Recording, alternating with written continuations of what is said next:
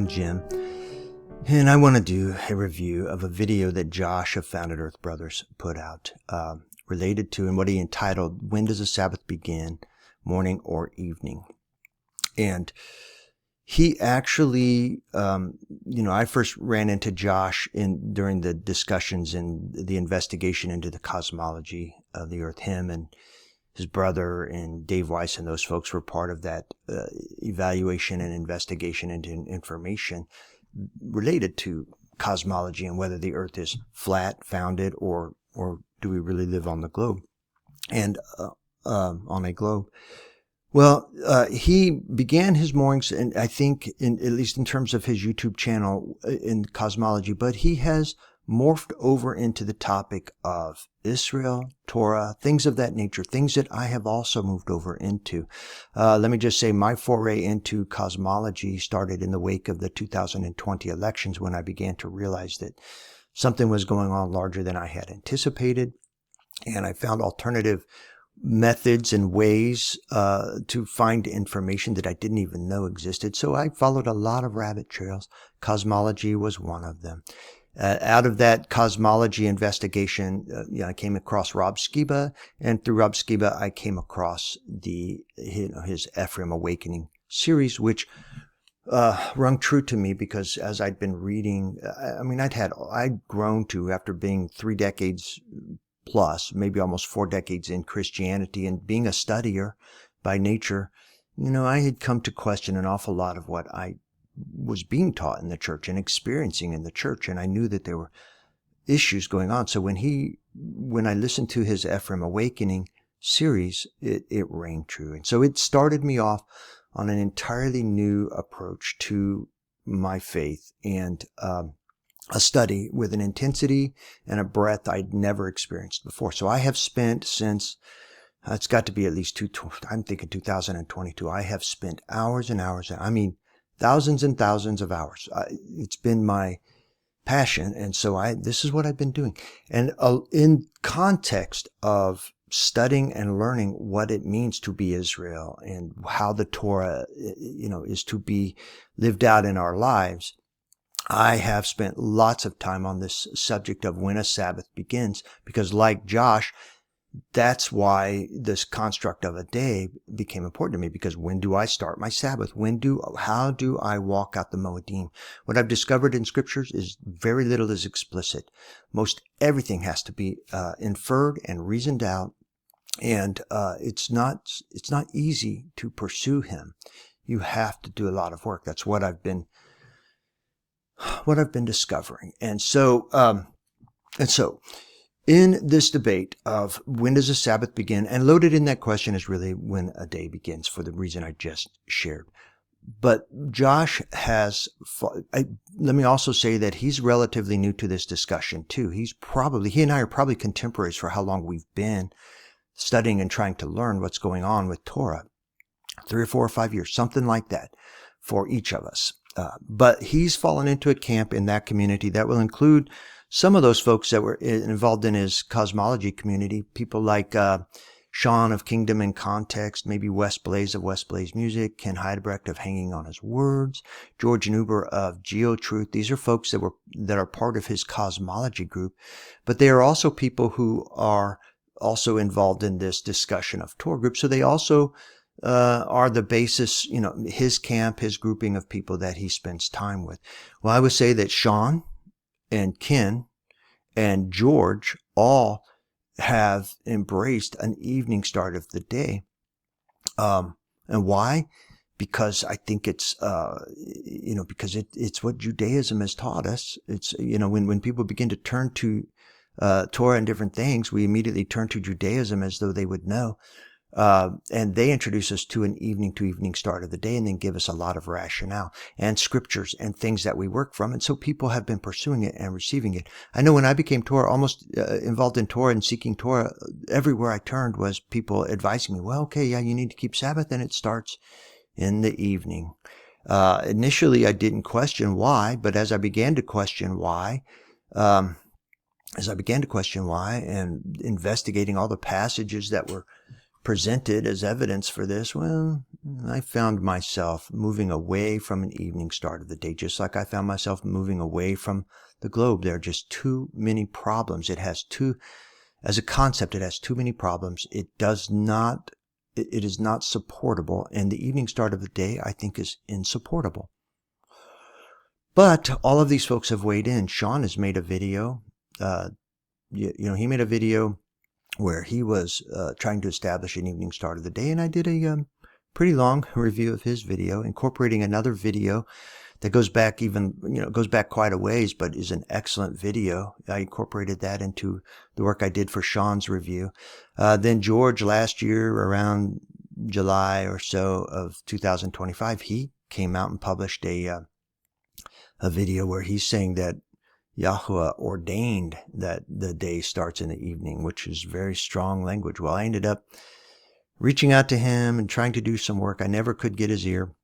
But as I listened to his reasoning, it didn't work. And so I did a review of his as well. Now I know that Josh even mentions he brings George into the discussion here today, or on his video here. And so we'll be turning to some of what George has said. But obviously, Josh has embraced the things that he has heard through his involvement with these folks. And he presents it in this half-hour video.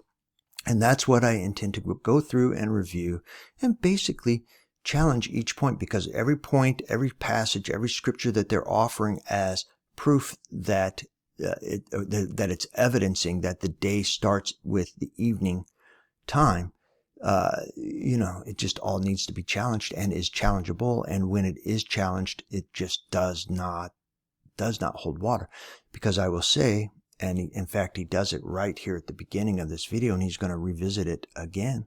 What is intuitive to us is that the day starts when we get up in the morning. That would be our intuitive start of a day.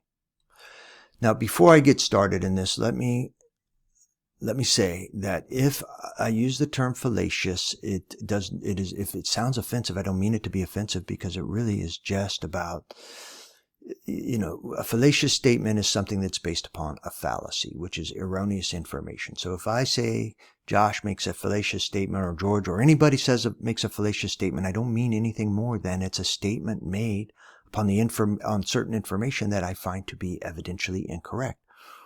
So if I say, I don't want to offend anybody with this. And then also, before we get started reviewing his video, I think we need to really hone in on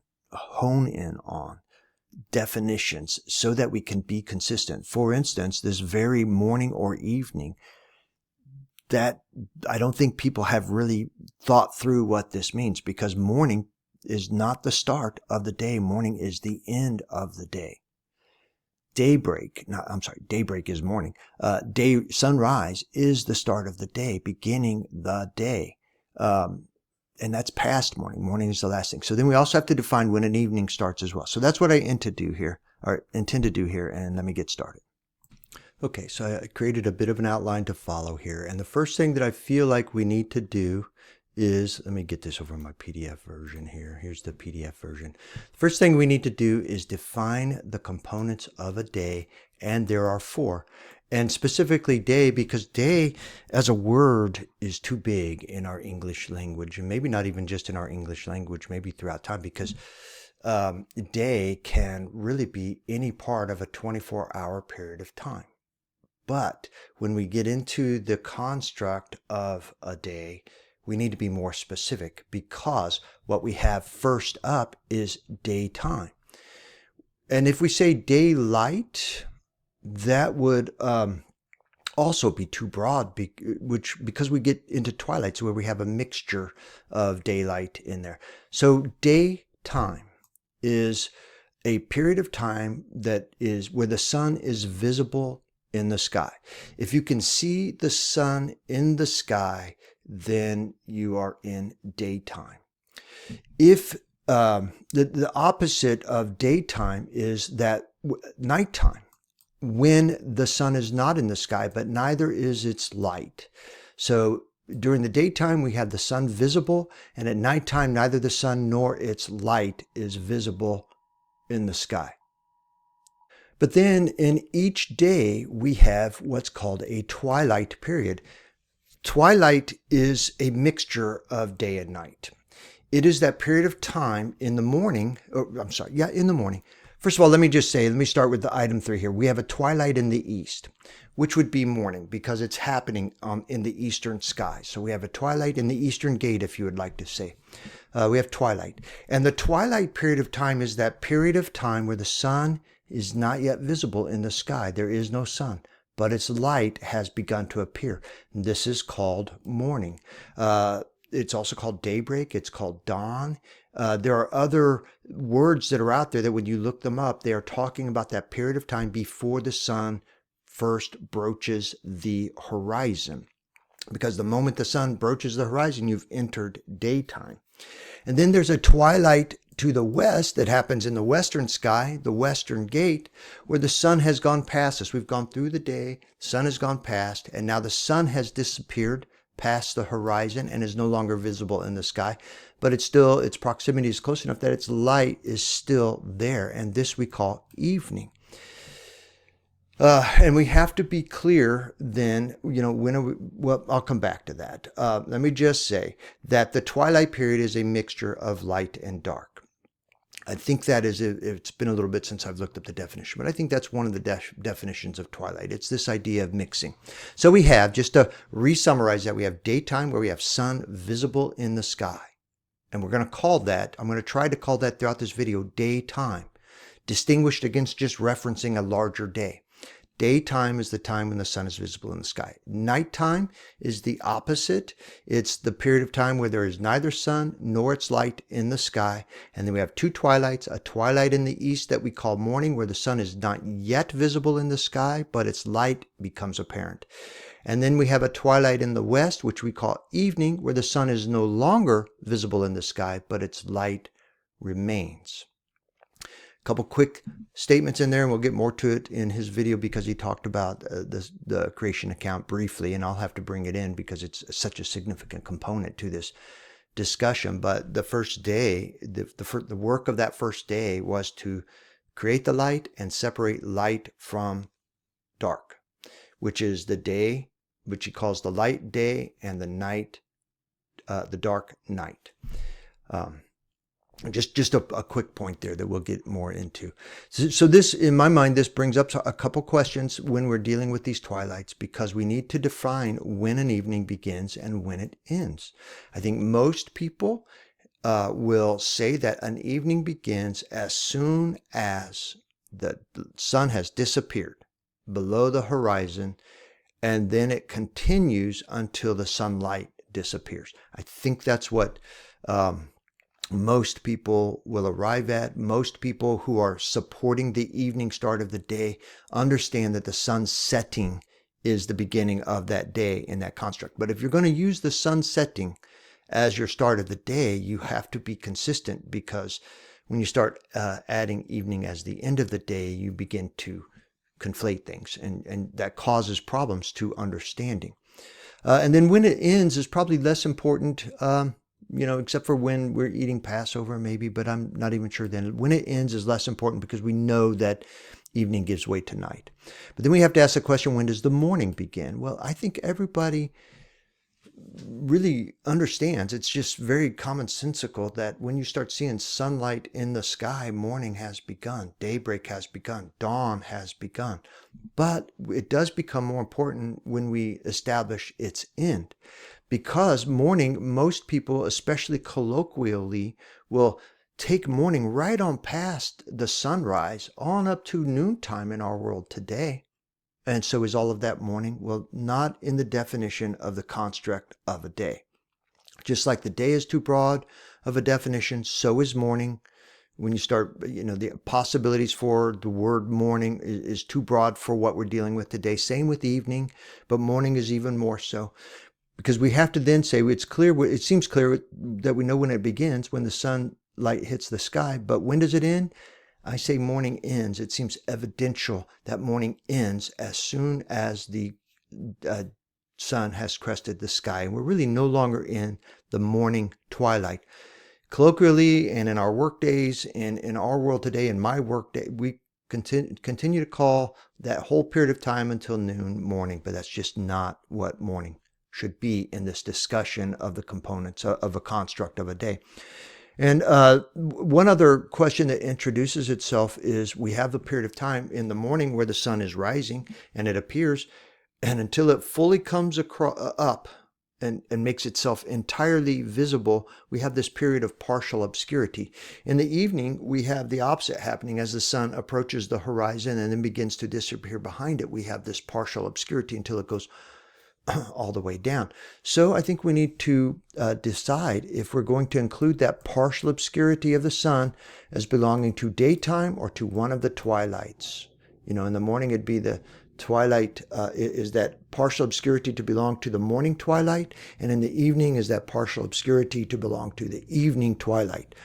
I think most, especially when we're talking about the evening, will say, no, it doesn't. As soon as the sun has gone down, during the partial obscurity, it belongs to the daytime.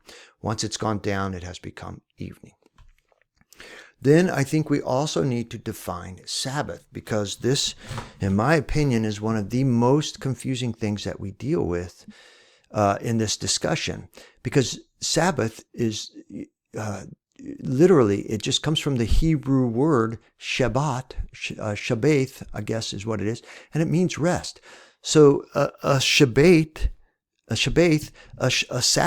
is really nothing more than a period of rest. It does not necessarily have anything to do with a day, because it can be for any period. You can take a Shabbat, you could take a rest in the afternoon. If you lay down and don't do any work, you've just taken a rest. You've just taken a Shabbat in the afternoon. So it can be for any period. A Shabbat, a rest, can be for any period. It can be shorter than a day, like I just said, but it can also be longer than a day. In fact, it can be for a full year, and we have examples of that. Here in Leviticus 25, verses 3 through 4, it reads, 6 years you shall sow, that should be sow your field, I'm sorry. And 6 years you shall prune your vineyard and gather its fruit. And in the 7th year there shall be a Sabbath of complete rest for the land, a Sabbath to Yahweh. Okay, so there we have a year-long Sabbath, not a day-long Sabbath. It's a year-long Sabbath. And then following it up in Leviticus 28 or 25 verses 8 through 9, it says, you shall count for yourselves 7 Sabbaths of years. Here's a Sabbath of a year. Here's a length of a time of a Sabbath a yearly Sabbath. And 7 years, 7 times 7. So basically, okay, 7 years, 7 times. And the days of the Sabbaths of years shall be to you 9 and 40 years, so 49 years. And the shofar of the Jubilee you shall cause to sound in the 7th month on the 10th day of the month. In the day of atonement you shall make shofar to sound throughout all your land. So here's another evidence that we have a Sabbath lasting at least a year. And I also want to just quickly say in this passage, we are getting into one of our problem texts, which is, how and when do we keep the Day of Atonement? Because we know that the Day of Atonement is literally the 10th day. From the beginning of the 10th day, whatever is the reckoning of the calendar, 10th day is the beginning of the Day of Atonements. But when we're talking about Sabbath, we most often, what comes to people's mind almost immediately is an association with a full day. For instance, we get into the 7th day of creation. We know that's a full day. We know that's a full day, and then he declared it a Sabbath. So that turns that full day into a Sabbath day of rest. And so then we reference it as the Sabbath. Then we have which is basically the same 7th day Sabbath, but when we get into scriptures, we're talking about the 7th day of rest and calling it a Sabbath. So then we get into this idea where we start giving it a proper name, that this period of rest, when we refer to it as the 7th day Sabbath, it becomes a proper name for that day, the Sabbath day. And most of us are thinking of it as a proper name. In Christian circles now, and in Christianity, at some point they moved the Sabbath from the 7th day to the first day of the week and started calling it the Lord's Day. So you don't really hear in Christianity, in the institutions of Christianity and in the doctrines of Christianity, you don't really hear Sabbath too much unless they're being challenged with, hey, you're not keeping the fourth command that tells you to keep the Sabbath day holy. And so they immediately start saying, well, okay, no, we are doing that, but we're doing it now on the Lord's day. And then they begin rationalizing why that is okay.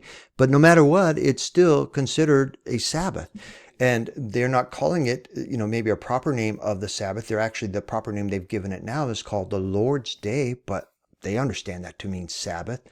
And then other faiths, other religions have their own sets of Sabbaths that tend to run a full day, but do they all? I really don't know. I mean, how extensive would that study be if you were going to get into the study of everybody's faiths and religions and how they're observing a Sabbath and whether or not they're doing it for a full day or periods throughout, within a day or, longer than a day, etc.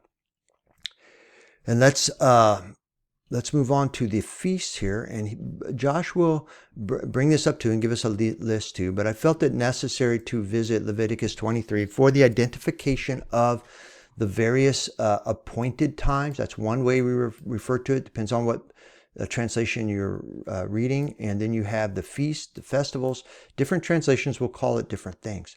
But what is, and I'm kind of working from the Berean Literal Standard. I'm finding it to be a pretty good translation. And I also work from the Hallelujah Scriptures because I think it's a pretty good literal translation as well. But one of the first things that's identified in chapter 23 of Leviticus is the seventh day. We often think of it as Sabbath because it is the Sabbath of rest. And if you want to put a proper name to it, it is the Sabbath day. But really, the Moedim, the appointed time, is the seventh day.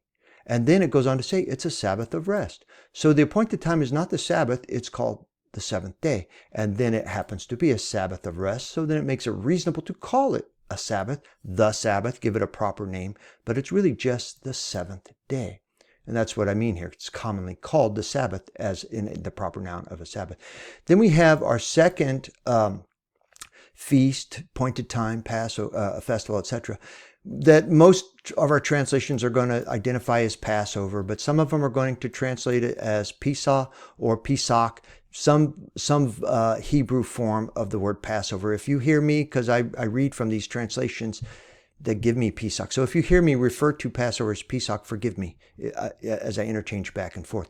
But what Leviticus 23 tells us is that it begins on in the first month on the 14th day, and then depending upon what version you're reading, if you're reading from the literal translations, they're taking this ben he arbaim at its word, which is a between the evenings. This arbaim, not sure if it really means evenings or twilights or exactly what it means. I know it's primarily defined as evenings.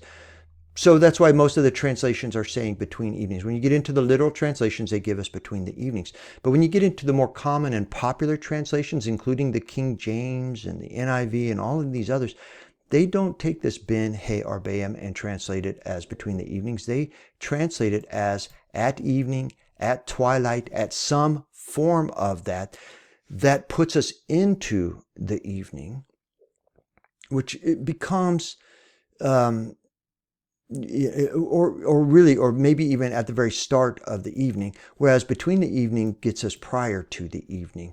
So really what we have are the common translations confusing the issues because we have this at evening definition and translation being given to us, which we find in Leviticus 23 really is more related to this Be'oreb concept. But we have confusion related to this, and it would be part of what we need to parse through, because here we got in Leviticus 23:5, the common translations people are reading telling them that on the 14th day at evening the Passover begins. So that's telling them that we are starting the Passover at evening.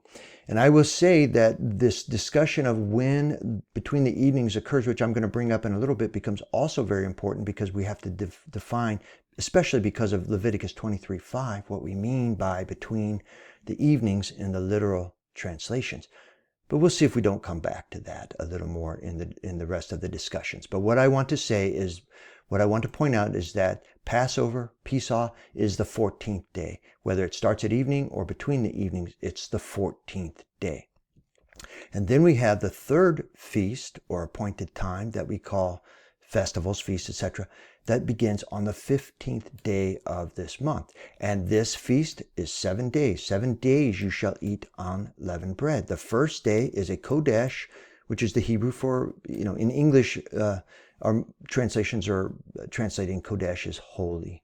But this is a Kodesh or holy gathering, and you are to do no servile or customary work on that first day. And then the 7th day is also Kodesh. No servile or customary work is to be done. And this would be the 15th, and the 7th day then would be the 21st. You have the 15th, 16th, 17th, 18th, 19th, 20th, 21st. So the 21st day is going to be that first month is going to be that 7th day. So I'm going to point out here, we'll come back to it. We'll leave it here. But I do want to distinguish, and we have to, because this is where I think one of the problems lie in this discussion, because we have a conflation of unleavened bread with Passover because we also eat unleavened bread during Passover.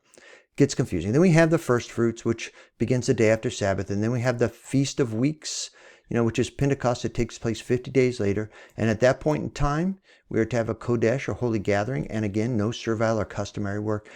Servile and customary work, it depends on what translations you're reading, but I think this is the typical work we do for a living. I don't know that this, and I've heard people parse it out. Does it mean any work? Because in atonement, we get to any work. Here, we're talking about servile or customary work, the work that we do maybe for a living in our world today.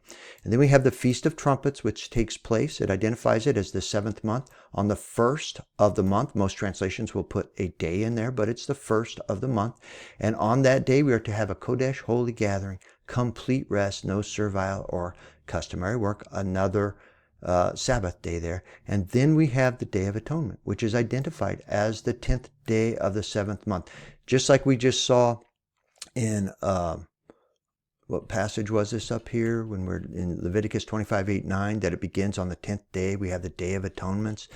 Throughout Leviticus 23, we are told that it begins on the 10th day. So we know the Day of Atonement is the 7th month, the 10th day of the 7th month, And on that day, we are to have a Kodesh and holy gathering again, and we shall afflict our soul throughout the day. It seems to me like from the beginning of the 10th day, throughout the day, you are to afflict your soul. Lots of questions as to what that actually means. And we are to offer a fire offering, or an offering by fire, or translations will handle that a little bit differently. We learned that we're not to do any work on this same day. It is a Sabbath of complete rest. Now, I will say that this any work on the same day means all of the 10th day. And I do get how this introduces some confusion into the discussion. But here in this passage, when we are talking about the Day of Atonement, do we introduce one of the primary and most significant verses that has lended to this discussion and problem. They say it reads on the 9th day, on the 9th day at evening, and then from evening to evening you shall celebrate your Sabbath. And this is what most people are using to say that this is the evidence, this evening to evening, this at evening, then from evening to evening is the celebration of our Sabbath, which we are conflating with this Sabbath of complete rest for the 10th day of the 7th month. But it's in this context that we really have to understand that Sabbath doesn't necessarily mean a day of Sabbath, any proper noun. It literally means from the 9th day at evening, from evening to evening, you shall celebrate your Sabbath. So this is bringing us into the 9th day, and we're going to have to address the 9th day. Because if you were going to start your day at the evening, then you don't say 10th day at the evening. You would say 10th day at evening, because that would be your start of the day. And you have to ask yourself, why then are we even bringing in the 9th day? I get it's a question to be resolved. And then we have the Feast of Tabernacles, which is the 15th day of the 7th month. And then the first day we have a Kodesh Holy Gathering with no servile or customary work. And then we have 7 days, 7 straight days where we have a fire offering, or an offering by fire. Excuse me. And then on the 8th day we have another Kodesh or Holy Gathering, offering by fire, and once again we have a no servile or customary work. So another Sabbath.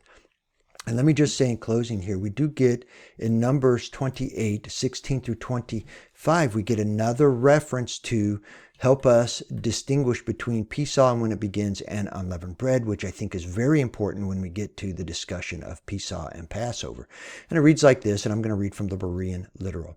And in the first month, on the 14th day of the month, is the Passover of Yahweh. No mention of at evening and no mention of between the evenings. And then it goes on to say, and the 15th day of this month is the feast, and for 7 days unleavened bread shall be eaten. So we have the 14th, which is a day and a Moedim, and then we have, starting on the 15th, a 7-day Moedim, for a total of 8 days in this period of time between Passover and the 15th.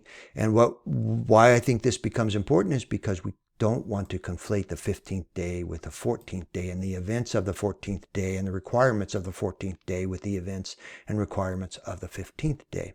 I will just say here in verse 18, it says, on the first day is a holy convocation to you. So here is the first day of what?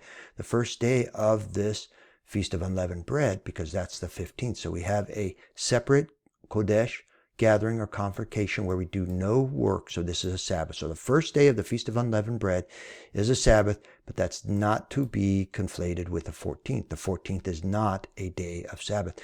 And it goes on to explain what you're going to do throughout that, for offerings, because that's the essence of this passage is, how you're handling the offerings. But I'm going to just let you read it. Well, I'll quickly read it. And you shall present a fire offering as a burnt offering to Yahweh, 2 bulls, sons of the herd, 1 ram and 7 lambs, sons of a year, unblemished. They shall be for you, and their grain they shall be for you.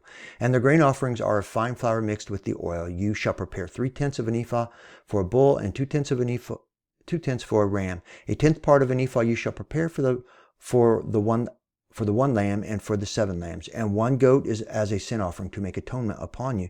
Besides the burnt offerings of the morning, which is for a regular burnt offering, you shall prepare these.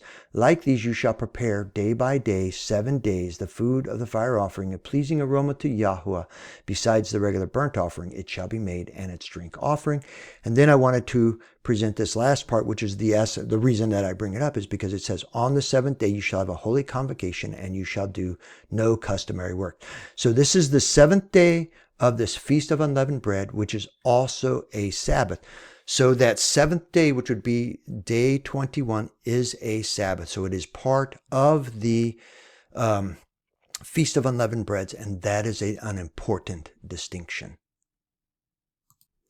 Okay, and I think it's also very important in this conversation to define and keep track of the components of the Passover or Pesach that is to occur on the 14th, because our various scriptures tell us that we are to keep the Passover from the 10th until the 14th, and it is killed on the 14th, either at evening or between the evenings, depending upon if you're reading the literal translations or some of the other more popular translations.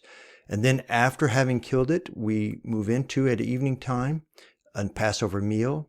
So that will include the lamb or goat that was killed, unleavened bread, bitter herbs, and all of it's eaten at evening and throughout the night.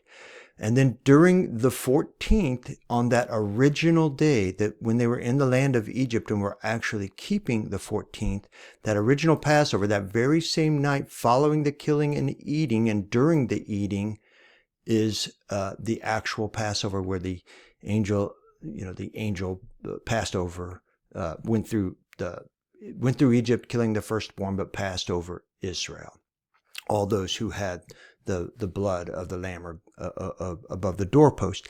So that has to happen on the 14th. So the night that the angel passed through to destroy and that Israel was passed over would be on the 14th, and you cannot have that end up happening on the 15th and stay in the Passover. And then in the Exodus account, it tells us that this day shall be a memorial each year. This day.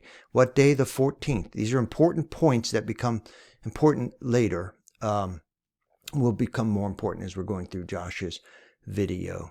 So again, just to reiterate, it's the Passover, which is the actual animal to be killed, is kept until the 14th, at which time it is killed, either between the evenings on the 14th or at evening on the 14th. And then the Passover meal begins at evening and runs through the night, and will include the animal that was killed, roasted by fire with unleavened bread and bitter herbs. And then that is also the original Passover happening on the 14th. And then everything that remains until morning is to be destroyed. So everything that was part of this meal that you did not eat in the nighttime, you are to destroy before the 15th begins. Okay, to finish up this intro and preemptive work to looking at Josh's video, let me finish out what I had prepared here. So between the evenings, what is between the evenings? It's this word ben he arbam, between the evenings, and that will stand in contrast to be areb of the Leviticus 23:32 passage. Well, ben harbam, what is it? Between the twilights? It's most commonly translated as between the evenings, but what is an evening then when we're saying between the evenings? Are we talking about between the twilights? Are we talking about between morning and evening, which would give us the daytime? Are we talking about between evening and morning, which would give us the nighttime being between the evenings?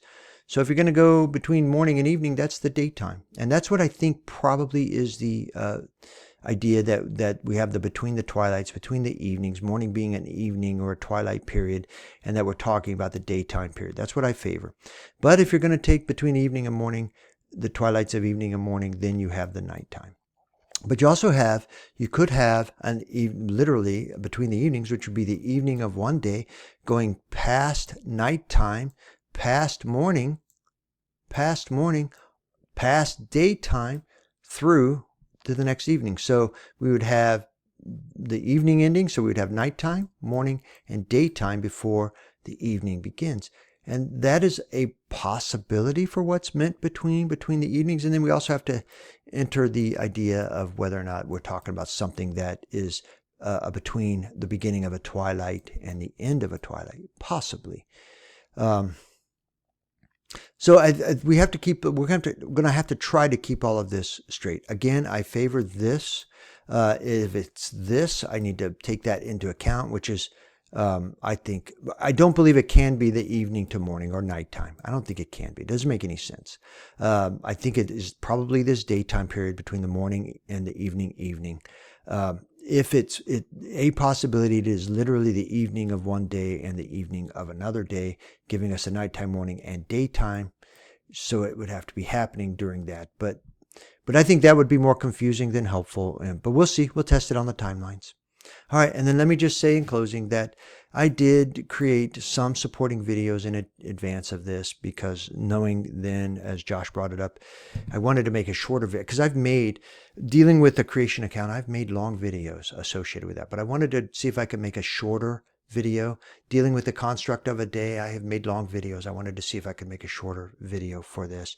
And then this idea of Ereb and He Arbam, I have done long videos on that, but I wanted to make a shorter video of that. So I did make some videos in anticipation of this particular review of Josh's work, one called Construct of a Day for Torah Communities, one called Construct of a Day in the Creation Account, and one called Ereb versus He Arbam, Evening or Between the Evenings. Okay, so let me begin with the review. And let me first apologize for how long the intro was. I never meant for it to be 40 minutes, but it just seems like I needed the foundational discussion, the concepts of needing to define things on the board before we even get started reviewing Josh's video. And let me also say, as I begin, that I have been listening and hearing Josh's work for many years now. It goes back to 2000. It's got to be 2021. So 5 years I've been listening to Josh, and I've always appreciated him, his work, his demeanor, his desire to be humble and teachable throughout. I even met him one time down at the Assembly of Yahweh in northern Alabama at Steve Martin's gathering. Met him, and he was just as humble and nice and very good man. By all appearances, a very good man. I really enjoyed meeting him as much as I enjoy watching his videos. But of course, I've got to, in this video, dissent with him. And so I do not wish to be disrespectful for him. Just by the nature of dissenting, it may become argumentative, and I don't want to be that way. I want to, Josh, if you're hearing this, forgive me if I say anything in here that is offensive. And I will also be, but I will also be making the point, and my position will be that the information going into the decision to follow an evening start of the day, the sunset start of the day, is fallacious. And what I mean by that is it is based upon errant information to begin with. There are assumptions that are being made that are wrong to begin with, and then the conclusions that follow based upon those presumptions or assumptions then also become errant. Makes it all fallacious. So if I say fallacious, often it's not meant to be offensive. It is meant to be describing what's happening here. So, and throughout this video, Josh expresses, he's come to the conclusion because he sits with and in camps that do, he sits alongside of Sean, Ken, Wes. Actually, I don't know what Wes's position is on this, but Steve Martin, George Newber, these are all people in his camps and circles that are following this, that have given him his information that has also been taken from Judaism. And this is the information that Josh has landed on. He has received their teaching. We'll see, because as I challenge throughout and as I make arguments, as I present an opposing perspective to it, which I favor, having studied this information for a long time now. Well, maybe not so long as so intensely in the period of time that I have been studying it. I'm going to make arguments that I think are stronger for a sunrise start of the day than evening can be for a start of a day. So, we'll see if Josh remains teachable, if he can actually hear what I'm saying. I hope you do, Josh. I hope you make the effort to really hear what I'm saying, because if there's merit to what I'm saying, I would sure love you to give consideration to it, because if there is error, as you expressed throughout your video, if there's error in this evening start of the day, then we've got these people teaching people to begin their Moedim and their Sabbaths on the wrong start of the day. How wrong is that? How bad is that? How much of an issue is that? Well, I'm sure Yahweh can be big enough to absorb, I suppose, but still we want to be doing it correctly. And so that's the objective here, is to make sure that we are keeping Sabbath, which is the point. The real effort is that we keep the Sabbath, not the day correctly, but that we keep our Sabbath, which is our periods of rest, and correctly, and that we keep our Moedim and start our Moedim at the right time, as Yahweh reckons a calendar and a calendar day. Okay. So in the first 5 minutes and 40 seconds of this video, Josh makes an introduction, which I'm not going to play here because it's just, I need the time. But he makes good points that he is asserting why we would want to keep the Sabbath, why it's important that we're talking about a Sabbath at all on that seventh day, or in any of the Moedim, and gives us good information that I appreciate and agree with mostly. I don't know that I heard anything I would disagree with in there. But here's where, at 5 minutes and 41 seconds into his video, is where I want to start, because this is when he starts dealing with the issue of this video, which is the construct of a day. So let me go ahead and start at 5:41 and let him make his intro to this graphic, this timeline that he's given us, and then I need to come and visit the timeline here and make some distinctions as to how I would receive this timeline. So I want to start out by clearing up what the two versions of Sabbath are that I'm going to be looking at today. Specifically, the sunset Sabbath, which is from sunset to sunset, or evening to evening. And the other option we're going to look at is the sunrise Sabbath, which starts, of course, at sunrise, dawning of a new day, and then ends at the following sunrise. And so you have evening to evening, morning to morning. Okay, so let me return to his two graphs that he's given us here, and I'm going to turn this into a screen print so that I can mark it up. Forgive me. And then let's break down his first offering here for a graph to represent a sunset Sabbath. keeping of a Sabbath according to a day beginning at sunset. So let's keep in mind from my intro the components of a day. We have daytime, nighttime, and 2 twilights. And the first day, if you're going to reckon the calendar day to start with a sunset, the first thing that has to happen is a sunset. And what then follows that sunset? A twilight period of time. So if I'm going to look at his graph here and we're going to represent the sunset, here would be the sun setting, having gone all the way down below the horizon, not during the obscurity period, but partial obscurity period. But once it has gone all the way down and set, we have started our day. And then we enter a period of twilight where we have the mixing of the light. As the sun is moving away, its sunlight remains in the sky and it's mixed with darkness. And it continues until the light has completely moved away, and then we enter this period of night. So with that reckoning, if you're going to start at sunset, I think he should be moving this over here. When he's going to talk about the 7th day reckoning to begin a day, he needs to have it move over here and start here. Because the way he's depicted this, he's got this nighttime, which is what this appears to be, being the very first event of a day, when in truth, this the sunset would initiate it, and then the very first period of time is this evening twilight, this sunset twilight, the mixing of the lights until the sun has moved far enough past that its light has dissipated enough that we now have nighttime. No more sun, no more light in the night. So in a sunset Sabbath, the very first component should be this sunset, and then the twilight evening. Then the nighttime should represent the second component of the day, the morning that begins when the sun is coming back around and filling the light with its sky again, right up to the point that it broaches the horizon and then ends up in the sky. This would be the morning period, and it's the third component of a day.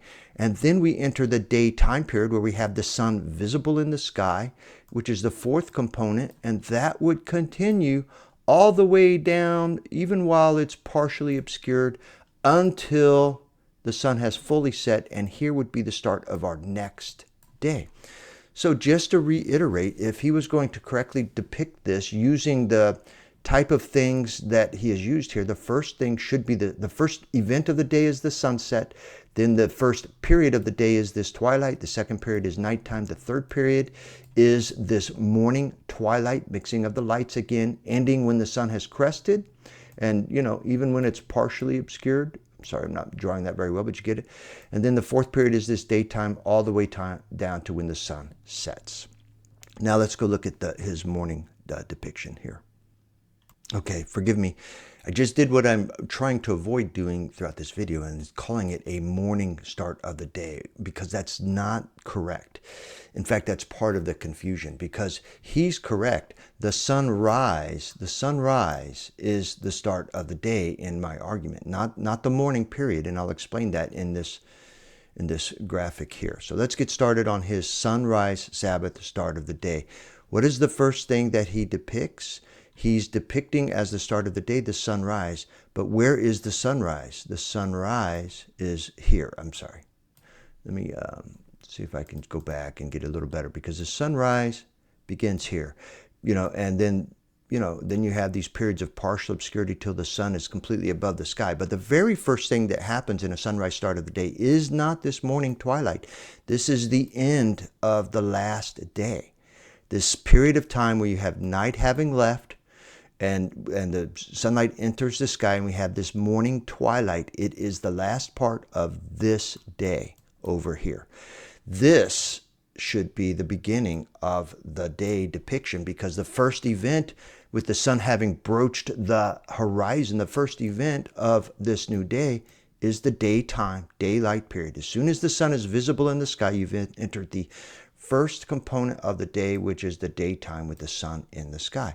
And then the second component would be when the sun has, we got these partial obscurity belonging to the daytime period, but as soon as it fully sets and we enter this sunset evening twilight, this mixture of light, the sun has disappeared, but its light remains until it fully dissipates. Well, this would be the second component of this day. And that continues until night, all the light leaves, and then we have the third component, which is the nighttime, and it continues Nighttime continues until we begin to see the sunlight reappearing in the sky because the sun is approaching. And so this would be the fourth component, this twilight period of time, this sunrise, daybreak, dawn, lots of words for it, morning period of time continues until the sun breaks the horizon, and you would see daylight here on this side, daylight, and we've started a new day. So here would be the start of the day in a correct sunrise illustration, and here would be the end of the day in a sunrise illustration, with first daytime, second evening, sunset, that evening twilight, then the third being the nighttime period, and the fourth being the morning period of time. And this is what is attested to in the creation account. I'll depict it here very quickly. This would be when you see the activity on day one. We have them separating day from night, separating it with these twilight periods. That's the work of the first day. He does it on this first day. And when he is done with that work, he says, what we read over and over again in the versions, the scripture, and it depends upon what version and what translation you're reading as to how it will read, whether it's reads, and then there is a sun, then there is an evening, and then there is a morning, or and there is a morning, or and there is an evening, and there is a morning. In those words is this coming to be context, and you'd have to study that out yourself. But some of our translations actually will say, then there came to be evening, then there came to be morning. So we have the creation activity. For day one, it's the dividing of day and night, creation of light and the dividing of day and night, really the creation of this day construct, basically. And then in the second day, we have what? The division of the land from the water, and then we have evening, and then we have morning. So we have the activity of the day, then evening, then by inference, even though it's silent, we have the nighttime event period between evening and morning. But over on the third day, what happens on the third day? Things begin to appear on the dry land, I believe. We begin to see things happening. But this is his activity of work, and then there's evening and nighttime by inference, and then there's morning to end the day. So what we're seeing is this pattern in the Genesis creation account over and over again. The fourth day, he creates the sun, moon, and stars for the skies, and then there was evening, by inference night, and then there was morning, day 4. So that's the pattern of creation shown in the sunrise illustration. If I could go back and, because he's going to make this assertion, and I'll just take opportunity to do it here. Okay, admittedly, I'm feeling a little bit like I put the cart before the horse because he's just getting ready to mention it, but he does do it in a rather passing fashion. So I'll just have to finish my thought here and then revisit the creation account when we get to that part of his video. But here, just continuing with the thought I just had when you were trying to describe the events of the creation account. If you were going to be looking, and this is his sunset illustration, remember though that I think his day needs to start back here and it needs to end here, because if you're going to take the creation account, which the quick glib response, and you're going to see it, I'm going to show you something when I get to that section of how it's being treated, even in when we get into our various translations and the helps that we get, when we get into Bible Hub and the comments that they make that are the underpinnings to the primary presumption that the creation account is teaching us that the evening came first, because it says, and there was evening and there was morning. Because the underlying presumption is that by that very comment, and there was evening and there was morning, he has set the pattern of a day, starting with the evening. So in that illustration, this would be the start of the day. The sun has set, and we have this evening period, and this would be the first component of the day. This would be the second component of the day. Morning would be the third component of the day, and then daytime would be the fourth component of the day before evening comes back around to start it all over again. So when we get into the creation account illustration, when does he do his work? When did he separate the day from the night, and create the light and separate the day? When did he separate the land from the waters? When did he begin to grow things on the earth and introduce life teeming on the earth? When did he make the sun, moon, and stars and establish it? Because if the very first thing that happens was the evening, what did he get started on the evening? Did he create it in the evening? Was that the first thing he did? Because immediately in each of those days, we start with activity. He's doing something, work, his work. Did we start it here in the evening? Did we start it at nighttime? Did we start it in the morning? Because when you just presume that because it says and there was evening and there is the morning, between those two is nighttime, we have to wait till we get to the fourth component before we have daylight. And would this be the work that he describes? When does he do the work that he describes? If you just readily accept evening is the very first thing that happens on the day. Keep in mind that the creation account does not start with the evening where it says, and there was evening and there was morning, day 1 or day 2 or day 3. He'd already worked and done his work by the time the evening ever came around. And then there was no work happening on the nighttime. Maybe that's why I say that. Maybe that's why there's no mention of the night, because there's no work being done. You could maybe even call that a Sabbath period of time. Not the whole day, but just he's not working during that period of time. Why isn't he working? I don't know. Maybe he is working, but we still have in the creation account, the activity happening first before there was evening, and then before there was morning. So the three disclosed activities of the day in the creation account was activity, evening, morning, no mention of sun. So activity, evening, morning, or no mention of the night. Sorry. Okay, let's return to the video. And the view that has challenged me was one that some really smart Bible scholars brought to me in regard to the sunrise version and challenged me to look into it. And it's something that I'm glad they challenged me, because I have had to really, really dive deep into this. And I can see why this topic is so confusing. And so I'm hoping by the end of this, we can clear that up. But one of the questions I was asked is, why would you start your day at night? This just doesn't make sense. And they are right. The wording of that absolutely makes what I do sound ridiculous, because I'm evening to evening right now. And the evening to evening concept does sound dumb when you say it that way. But you can flip the script and make the sunrise to sunrise sound dumb by saying, why would you end your day at sunrise? And so it's the wording here. That's why I have this in the thumbnail and in this first slide here. So you can see how it is. We could use wording to make something sound dumb that's not really dumb. And so ending your day at sunset would be a better wording. Starting your day at sunrise would be a better wording for the sunrisers.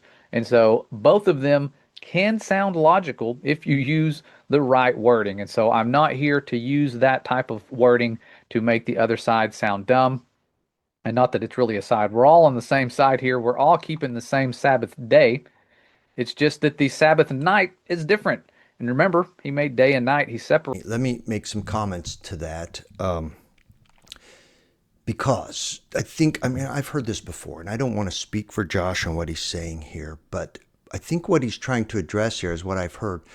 And that is that what is intuitive? What would be the experience of man?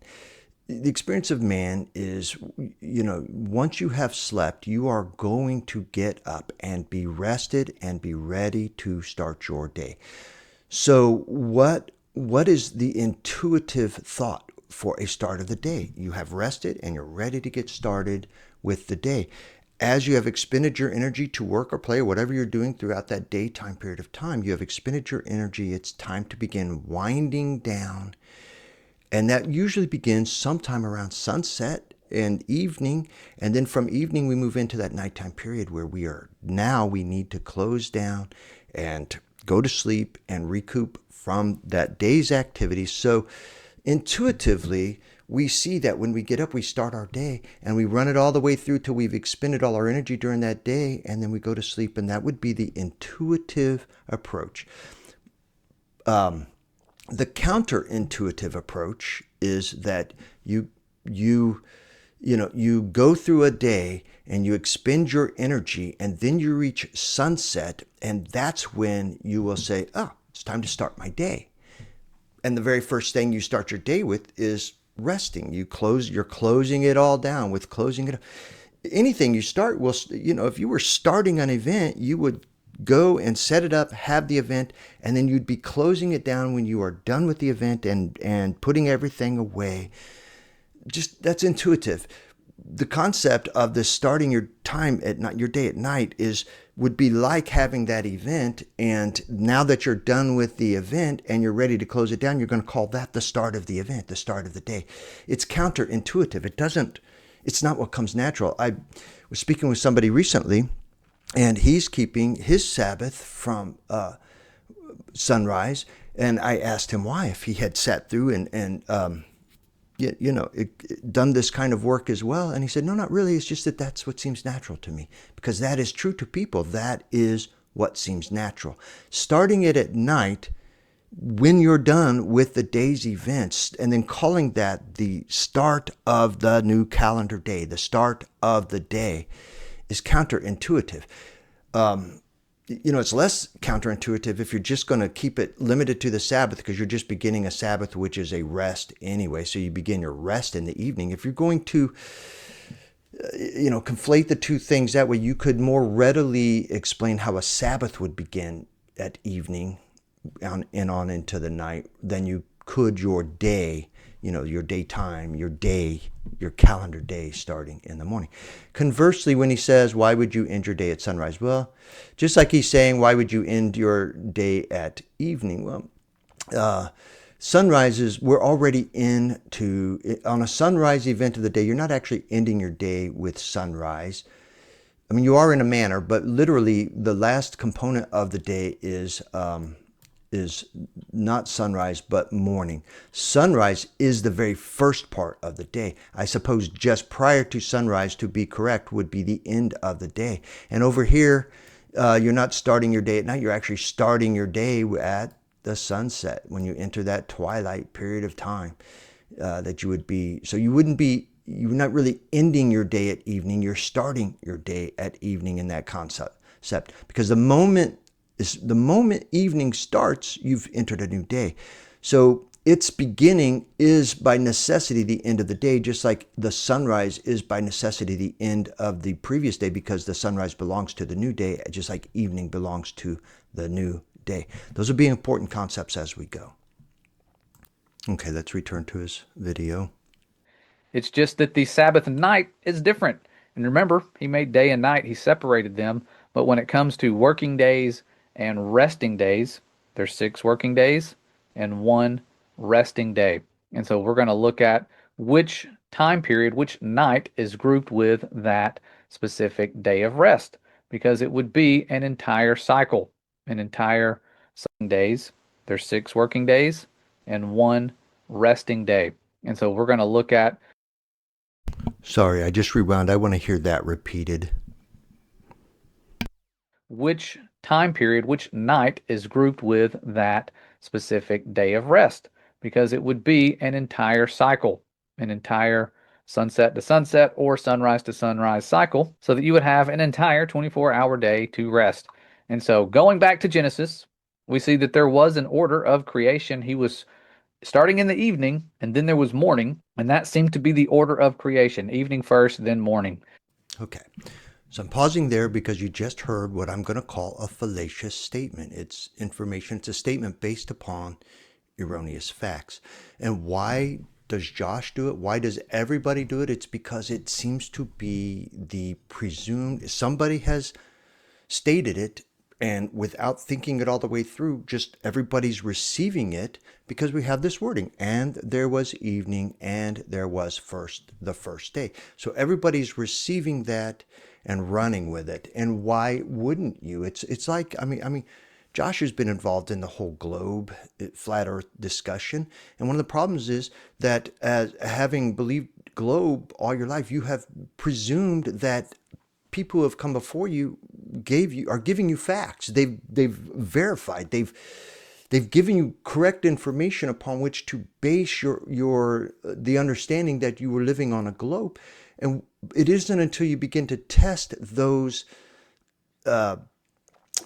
assertions that you begin to realize that they're fallacious. They are based upon bad information, and they do not withstand scrutiny. And so you end up not necessarily in support of a particular working model for a flat earth, but you end up just realizing that the concept of a globe is it's very, very problematic. It has so many problems that it introduces that it really can't overcome it. And so the problem isn't, in that concept, what are you replacing the globe with? It's, the fact that the globe can't be it either. Well, I think we have the same thing happening here. We've presumed, because we've always been taught that evening is first and then morning second day. And when you go over to, let me just pull in, this is what we get. This is Bible Hub. And when you go and you look up, I went to Leviticus, it doesn't really matter, Leviticus 23:32, so I could go grab, the word for evening here, and I come back into, I'll just do it again, and come back into the evening, and they give us the description of Areb for evening. But when you get all the way down and you begin to hear the discussions, here's what, in the topical lexicons, here's an example of how we're being taught in the church circles. Areb designates, here's the first thing it's saying, Areb, overview of theme, Areb designates the time of day beginning with the setting of the sun and extending into early night. Well, no, Areb does suggest that we have the setting of the sun extending, until night begins. But who designates the time of a day beginning? No, that is fallacious. That's a fallacious statement. The passage, the word does no such thing. The word simply designates that evening twilight beginning with the setting of the sun. Nothing to do with a day beginning. What do we get in the very next thing? The foundational place in the creation pattern. Genesis opens with the refrain, and there was evening and there was morning. And by placing evening first, Scripture establishes that the biblical day is beginning at sundown. Well, no, it does no such thing. The passage simply says, and there was evening and there was morning. First of all, evening wasn't even first. This is a fallacious statement by placing evening first, because the first thing that happened was the activity of something, and then there was evening. So the first thing was the activity. Evening was second, and morning was actually fourth, because by necessity, between that twilight of the evening and the twilight of the morning, we have the nighttime period. So actually, evening wasn't placed first, it was placed second. So this is a fallacious statement, but then the follow-up statement is also fallacious. Scripture establishes the biblical day as beginning at sundown. It does no such thing. But if you are too quick to just receive that these people are telling you true things and not fallacious things, then you will just accept, as Josh appears to have done, and as most everybody does, that the creation account is listing evening first and establishing a biblical day, the pattern of the beginning of the day as beginning with evening. And it just is not what took place. And if you will go back to, here he's got it up, and I'll just show it to you again. Order of days at creation. This is what he has said, and this is what he's establishing. Let me get a screenshot here of it so I can mark up on it. And let's review what he's saying. Okay. So again, he's saying, and there was evening. So this would have to be first, and that's what he's saying. But why isn't he then pushing this over to here? Because if this was first, this would be first. This is the setting of the sun. And this is how he says this passage is establishing a day. And I just don't think it is. Because you would have, in his construct, you have evening, then you have night, then you'd have morning, and then you'd have this period of time starting a daytime period. Well, where is all the creation of this light and darkness? When he created the light and then separated it, when did he do that? When? Here, here, or did he do it during the daylight period of time? Did he do it after saying there was evening? Because we're in this, and there was evening and there was morning. Where did he do it? In this statement, in this sentence, and there was evening and there was morning. When did he do the creation event? When did he do the work of that day? You don't get that from this statement. Only if you take the larger statement where he begins with his activity, and there was evening and there was morning. And I don't know if he's going to show it again. I don't think he will, but really in that event, the very first thing that should happen should be the daytime period, followed by then there was evening, and then nighttime, and which would be the third thing, and then there was morning. That's the true order of days at creation. Daytime work, sunset, which is evening, nighttime, then morning, which is the morning, the sunrise at the end of the day, and it would end here. So it would begin here, first thing activity, second thing here, running all the way through this until we start the day again. And that is the true order of creation, and not this idea that we're starting in the evening. All right, let's let him continue. And a lot of people would say, why was he working at night? Well, where his light is, there is no darkness. And so when he's working, he's not working in the dark. He is light.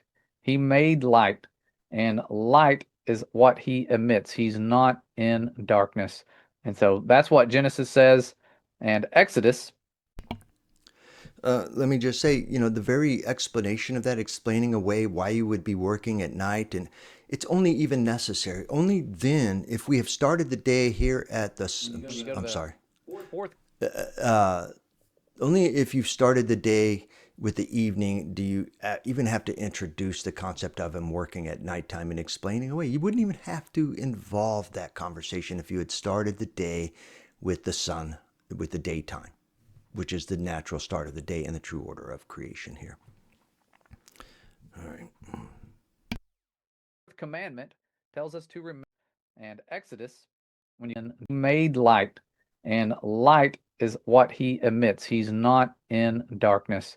And so that's what Genesis says.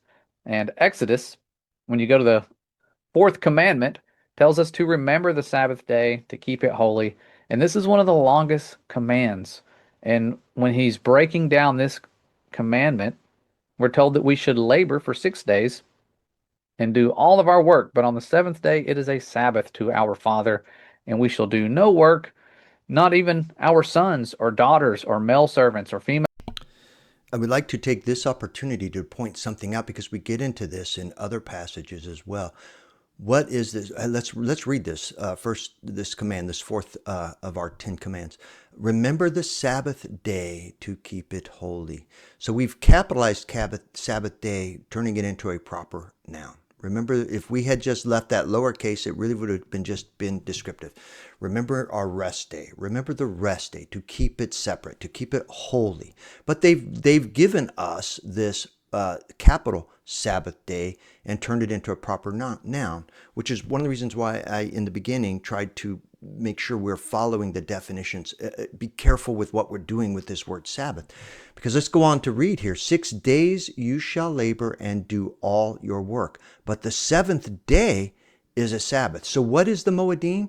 The seventh day. Now we've capitalized it. Somebody's capitalized it, whether it's the translators or Josh. Somebody's capitalized it to turn it into a proper name for this day. But the true Moedim is the seventh day. That is a Sabbath of rest to Yahweh. So the Moedim is the seventh day. It is a Sabbath of rest to the Lord your God.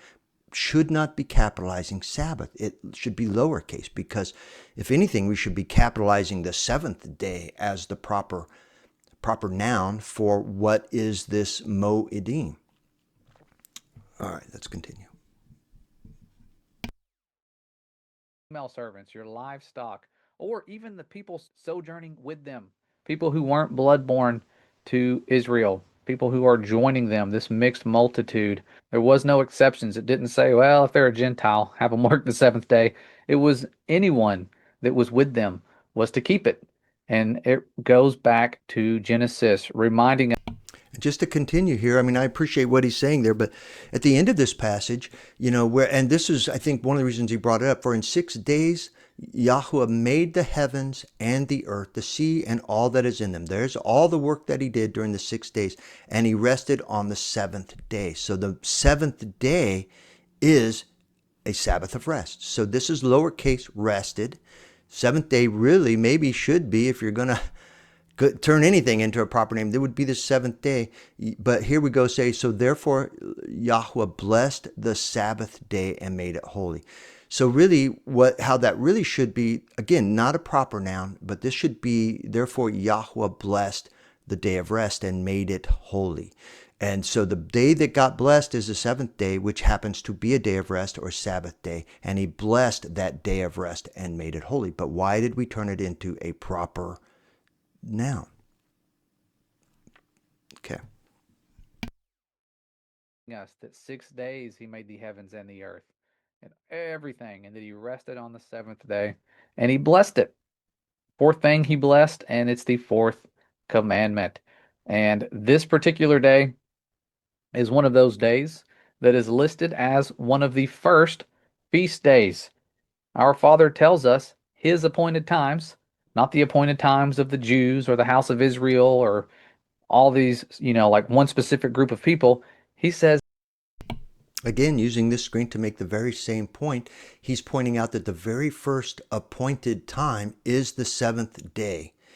But see how he's listed it as Sabbath and treated this as the proper name for that Moedim. But the proper name for the Moedim should be the seventh day, because the day that he appointed is the seventh day, which is a Sabbath. Now, if you wish to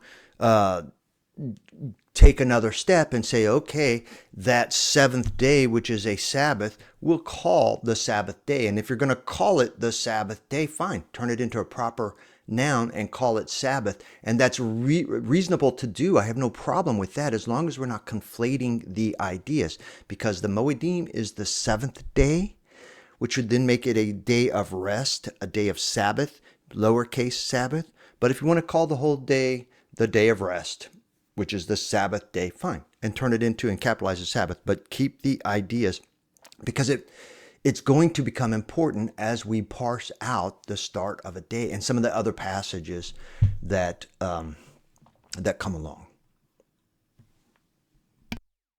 Says that these are his feasts. And that's what really hit my heart when I was learning about this and asking for conviction and, wanting to know, should I do these things? Because I don't feel convicted to keep appointed times. Should I do it? Is it a blessing to you? Where do I go from here now that I've seen the blessing of the Sabbath? And when I read those words, that those were his appointed feast, it really changed my heart. And I realized these are his appointed times. And if we keep them, we're keeping them with him. And so then, of course, there's the calendar debate, and there's all these other debates going on. But the biggest thing, And he didn't say it expressly here, but he's saying in other times. You realize when you read Jubilees that you are literally keeping these days with him, because he is keeping these days. This isn't just for us down here. This is what they are all keeping. The angels, the Malachim, are keeping all of these pointed times in the heavenlies now. Yahushua, our master, our savior, our king, is keeping these in the heavenlies now according to the correct calendar, the correct timeline. They're keeping it on the right times. When he established this for Israel, initially, he had got us set up correctly on the right time. We were keeping it alongside of him, and it becomes evident when you're reading Jubilees. We were keeping it alongside of him. But now that we have messed up our calendars and we don't really know what we're doing, we are keeping these days. We're all, those of us who are embracing Torah and trying to begin to return, because that's all we're doing. We are returning. We are not there. We are returning, and we're on our path back to, and just like he says, when Yahushua comes back, his second day, when he comes back and he establishes the kingdom on earth here, it will all be restored. The correct calendar, the correct timing will all be restored, and we will all be keeping it together once again. But the real essence here is, and what he said, and why we're even trying is, is because all of these have their timeline in heaven, and we want to keep it as correctly as we can, which he will state in this video as an objective here. He wants to keep it as correctly as he can, as do I. So if these various days of rest, if the seventh day begins in the evening, we need to begin our rest in the evening to observe the seventh day starting in the evening. But if our day starts at sunrise, then that's really when we should begin keeping our rest to honor this and the rest of these Moedim, which I agree are his Moedim in the heavenlies. The fact that we're trying to observe them here now so poorly is we're just trying to do it. I mean, it's a weak effort, but we're trying to make it. Thing is, his people are turning back to him with all of their heart, all of their soul. They're trying to find the things that please him. And of course, we're not in the land, and the kingdom standard time hasn't been restored to where everybody knows exactly everything perfectly, like his beloved son did when he was here. We are at a time in this great dispersion where people are trying to figure this out, and we need to be patient with each other, and we need to be unified in our studies. And so the holy convocations, the Sabbaths, the feast days were listed, and the Sabbath was the first one, and it ends with the Feast of Tabernacles being the seventh appointed time. So when we are looking at these appointed times, it's important to look at how many of them are evening to evening versus how many of them are morning to morning. And when we go through, we see that Passover specifically is evening to evening. The Day of Atonement is evening to evening. Okay, right there. Let me go ahead and just screen print it real quick. So he just said he made a fallacious statement there, in my opinion, because he said he just presumed. And why did he presume it? Because he said Passover and Day of Atonement are evening to evening. No, I'm going to say no, they are not. Not at all. Are they evening to evening? That statement is fallacious because it's based upon that assumption and presumption that a correct and accurate case has been, an unequivocal case has been made that the Day of Atonement and Passover both establish that these Moedim are being kept from evening to evening, which then is, actually, let me rephrase that the actual day of the 14th day for Passover and the 10th day for Day of Atonement are evening to evening because the description of them mandates that the day starts with the evening. It's just not true. And when we get there, we're going to see that the Passover does begin at evening, but the day of Passover, the 14th day, if you're going to stay with the literal translations, had already happened. If the animal's going to be killed between the evenings, that's daytime. That's before the evening starts. When you get into the Day of Atonement, there's no question that the whole Day of Atonement. Okay, we'll come back to it. Let me just say here that I cry foul. It's a fallacious statement that cannot be supported by scriptures.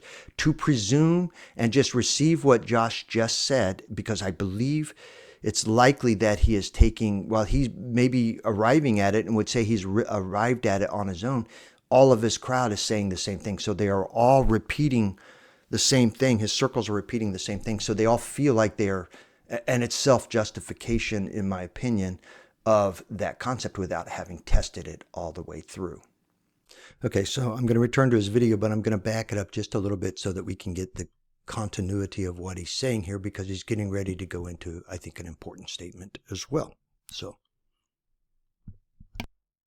when we are looking at these appointed times, it's important to look at how many of them are evening to evening versus how many of them are morning to morning. And when we go through, we see that Passover specifically is evening to evening. The Day of Atonement is evening to evening. And when I was asking people how they keep it that are sunrise to sunrise, they say that on these specific days, typically they keep them evening to evening.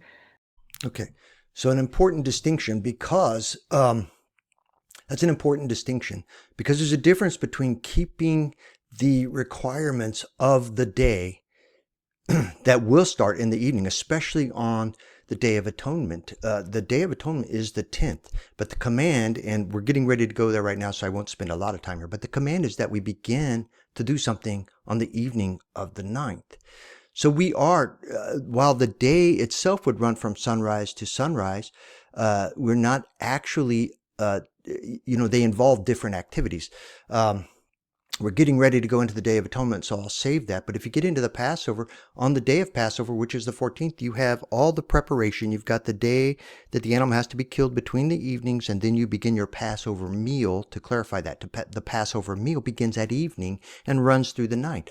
So we would begin eating our Passover meal in the evening, but the Passover was happening all day long. That's when we had to kill the animal who was our Passover. That animal was the Passover that became our Passover meal. It's the Passover meal that we begin to observe in the evening. So we do begin to observe the Passover meal in the evening, but that doesn't mean that the day runs from evening to evening. Important distinction in this conversation. Let's return and let him continue. Sabbath day.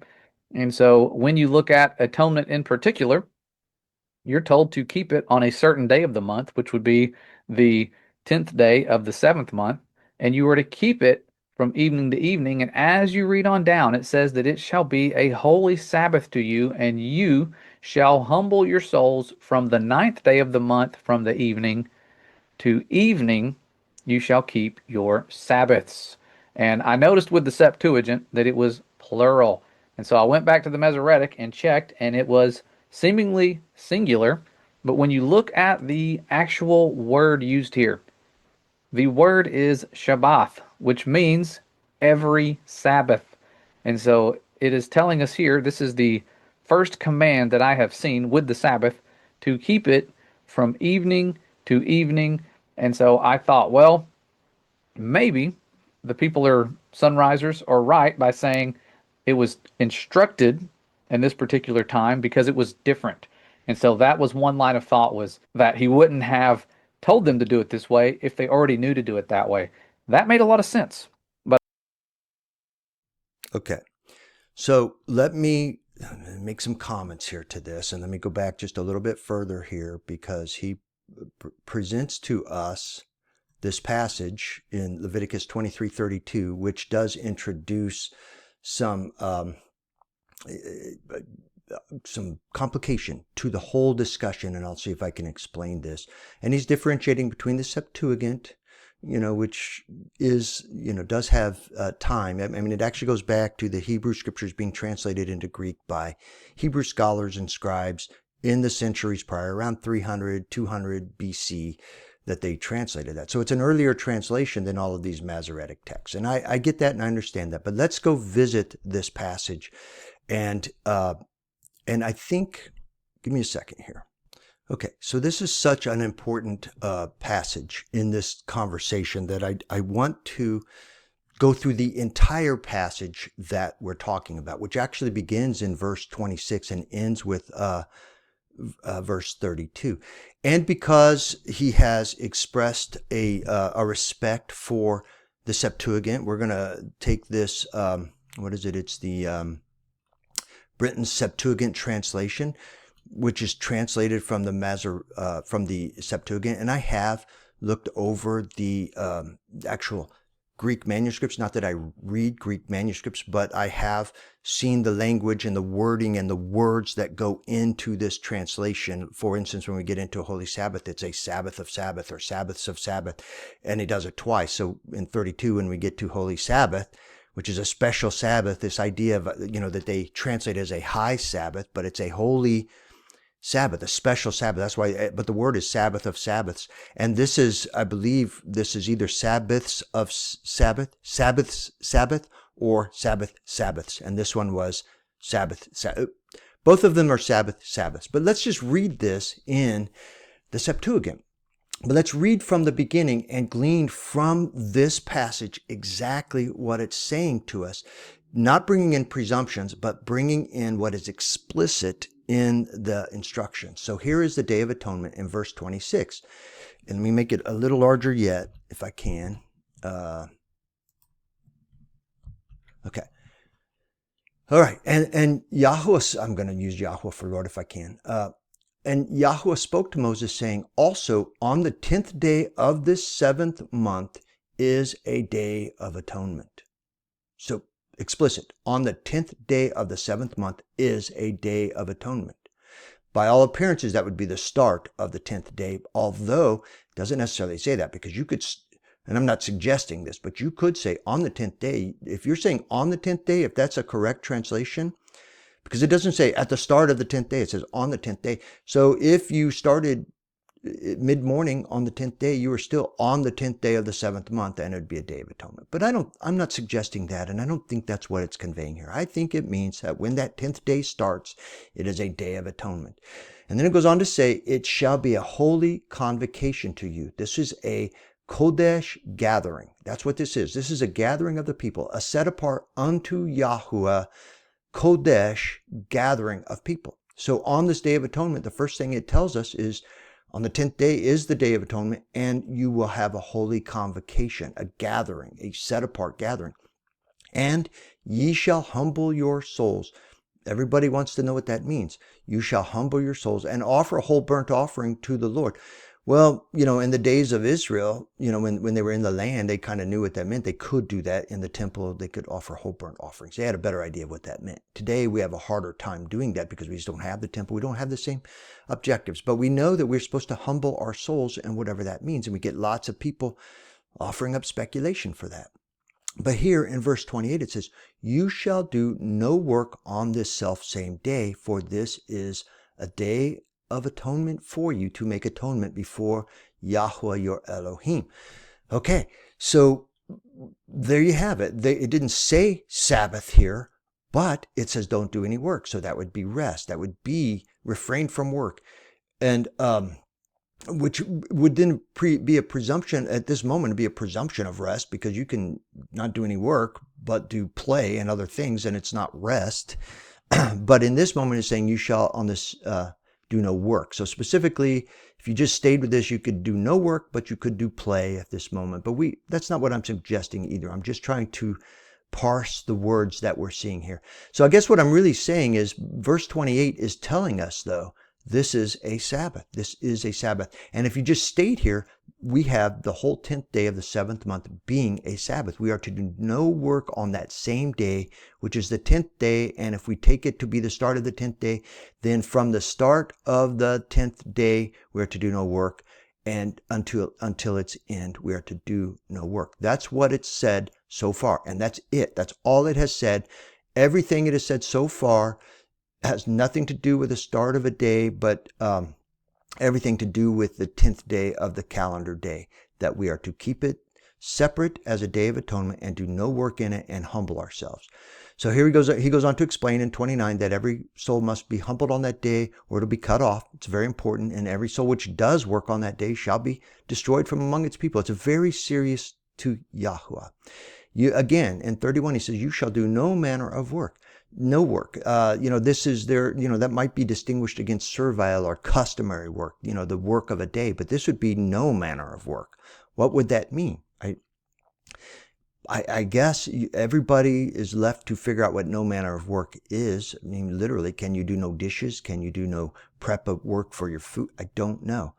I think if you want to be conservative, you do no manner of work that crosses the lines beyond what we're called to do. Now, I know we're called to meet, so is it a work to walk to wherever you're going to meet? Maybe, because, in some of the oral traditions, that's how they treated it. It was work if you walk too far.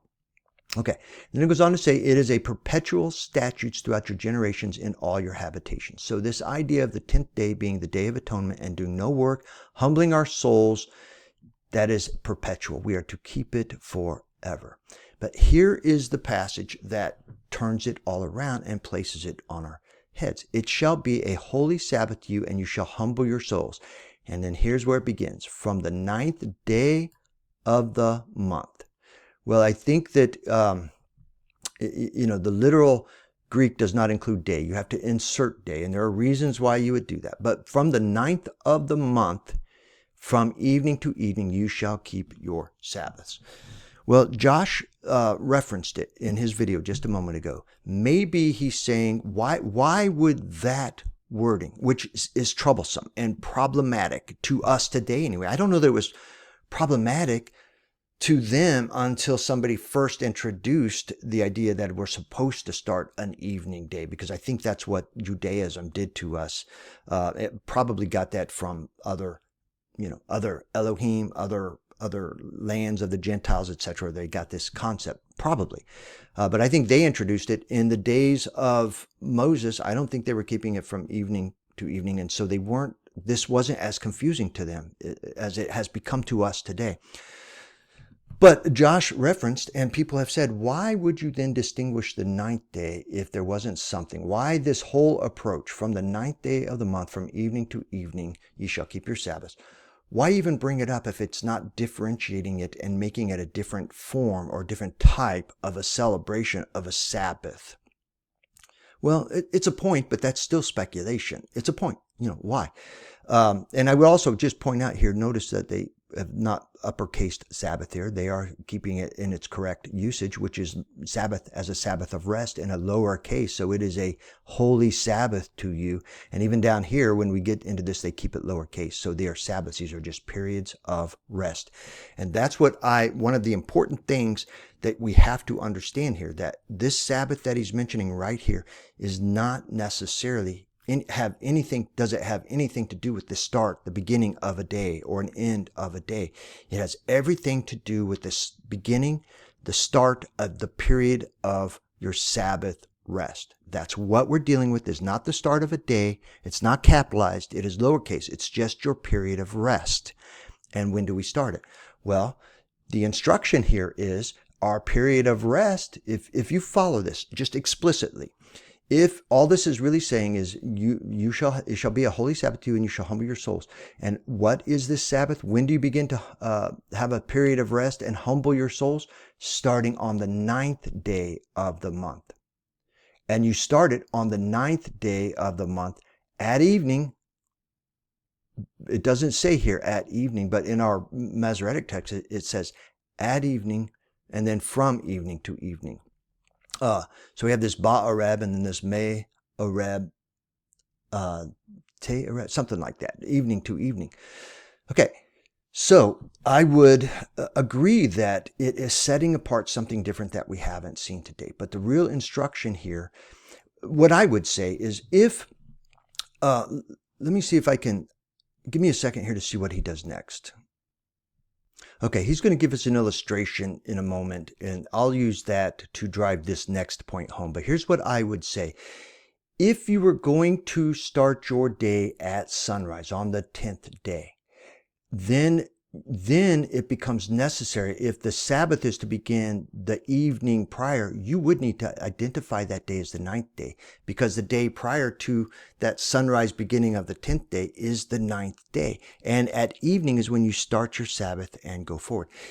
If you were starting your day in the evening, then this 10th day would have started in the evening. The very first event of that 10th day was the sun sets, and you have your evening period of time. So if you got down here to this sentence and you were starting in the evening, and the evening, and if the 10th day is the only period that you are to keep your Sabbath, then this becomes extraneous. You don't need to say this. And you wouldn't say this, because what it's saying is you would need to say from the 10th day of the month, from evening to evening, you would keep your Sabbath. So because the first thing that you experience on that 10th day is evening, then the evening to evening is from the first part of the 10th day through the end of the 10th day, ending at just before the sun has set, because as soon as it sets, it's day 11. So why then are you even saying the ninth day if you're not moving into the prior ninth day? And if you're going to stay with an evening start of the day, what's the first part of the ninth day? Evening. If you're going to start your day in the evening, when the sun sets, that ninth day began, and it's the first thing of the ninth day. So if you're going to keep your Sabbath on the ninth day from evening to evening, then really you've got the ninth day is what they're telling you to keep your Sabbath. And when you enter the 10th day, your Sabbath would be over. And then you'd be starting your time of humbling. It can't make sense. And I'm going to use his illustration in a moment to illustrate that. in a moment. But let me also comment too, because in the Septuagint, they like to point out in the circles that this is where you get, in the Masoretic translations, we get one Sabbath. But here in the Septuagint, we're getting multiple Sabbaths, which I think is probably correct, especially from the Greek manuscripts, that it would be correct to say. But they are conflating this multiplicity of Sabbaths to then move within the same year to the rest of the Sabbaths in that year. So when they say you are to keep from evening to evening, you shall keep your Sabbaths, they're thinking that we have moved away from the Sabbath of the Day of Atonement into the weekly seventh day Sabbaths. They're conflating it. But really, what does this passage say? This will be a perpetual statute. You shall do no manner of work. It is a perpetual statute throughout the generations in all your habitations. So if you are talking about this Day of Atonement Sabbath, then this plurality of the Sabbaths can have nothing. It could. I suppose you could bring in the seventh day Sabbath, I guess, but it's not necessary, because you have multiplicity of Sabbaths just staying on this Day of Atonement. Because while you're keeping this Sabbath in the year you're in, you're going to keep it next year too, and the following year, and the following year. So every year, from year to year, are the Sabbaths. And how do you keep those Sabbaths from year to year? You keep them from the evening of the ninth day to the evening of the 10th day. That's how you keep your Day of Atonement Sabbaths throughout the perpetual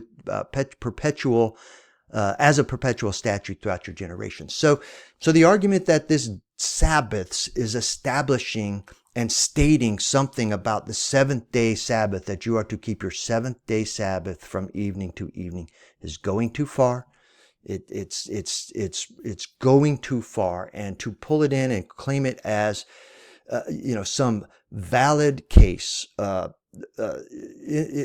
uncontestable case, that this means this is how you keep your seventh day Sabbath. I don't think so. This means this is how you keep your Day of Atonement Sabbaths.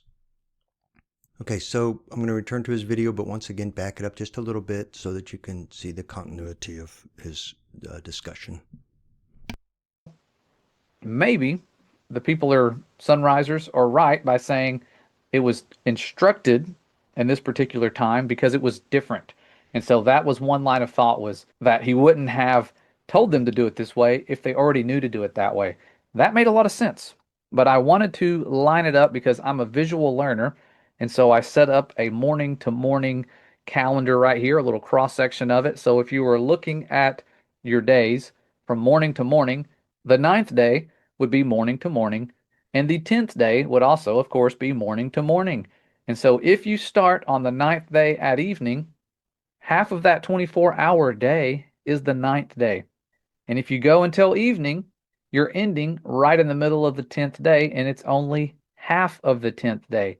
And so where I think this is a problem, if you kept it the entire 10th day, it ends up being a day and a half for atonement if it's morning to morning, and that's your 10th day.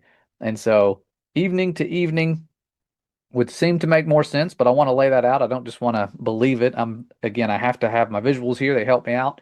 And so if we do evening starting on the ninth day, that is when the ninth day would be coming to an end, right after sunset. Okay, so let's back up a little bit and start breaking down a little bit of what he's saying. And let me get a screen print here.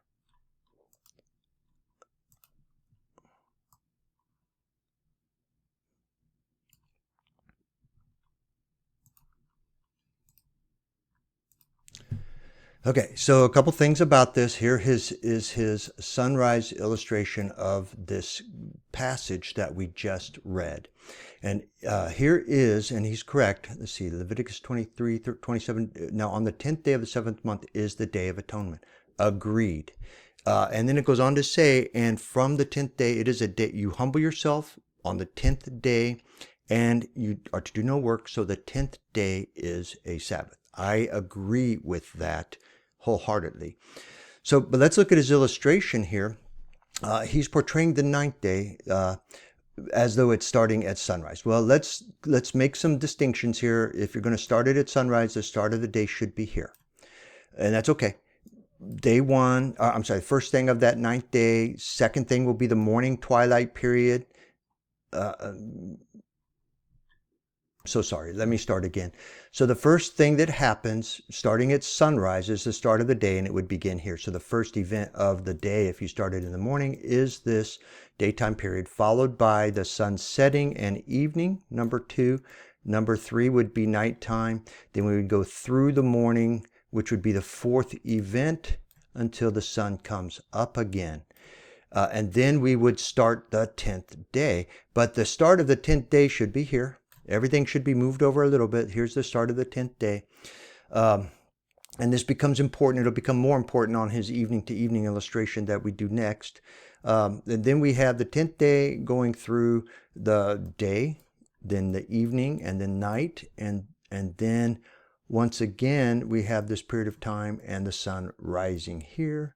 So here would be the end of the day to keep it strong. Now his argument, though, because the passage literally reads that we are to keep the 10th day as a Sabbath. So I agree. This entire 10th day, if you want to be conservative and safe, I would keep the Sabbath the entirety of the 10th day.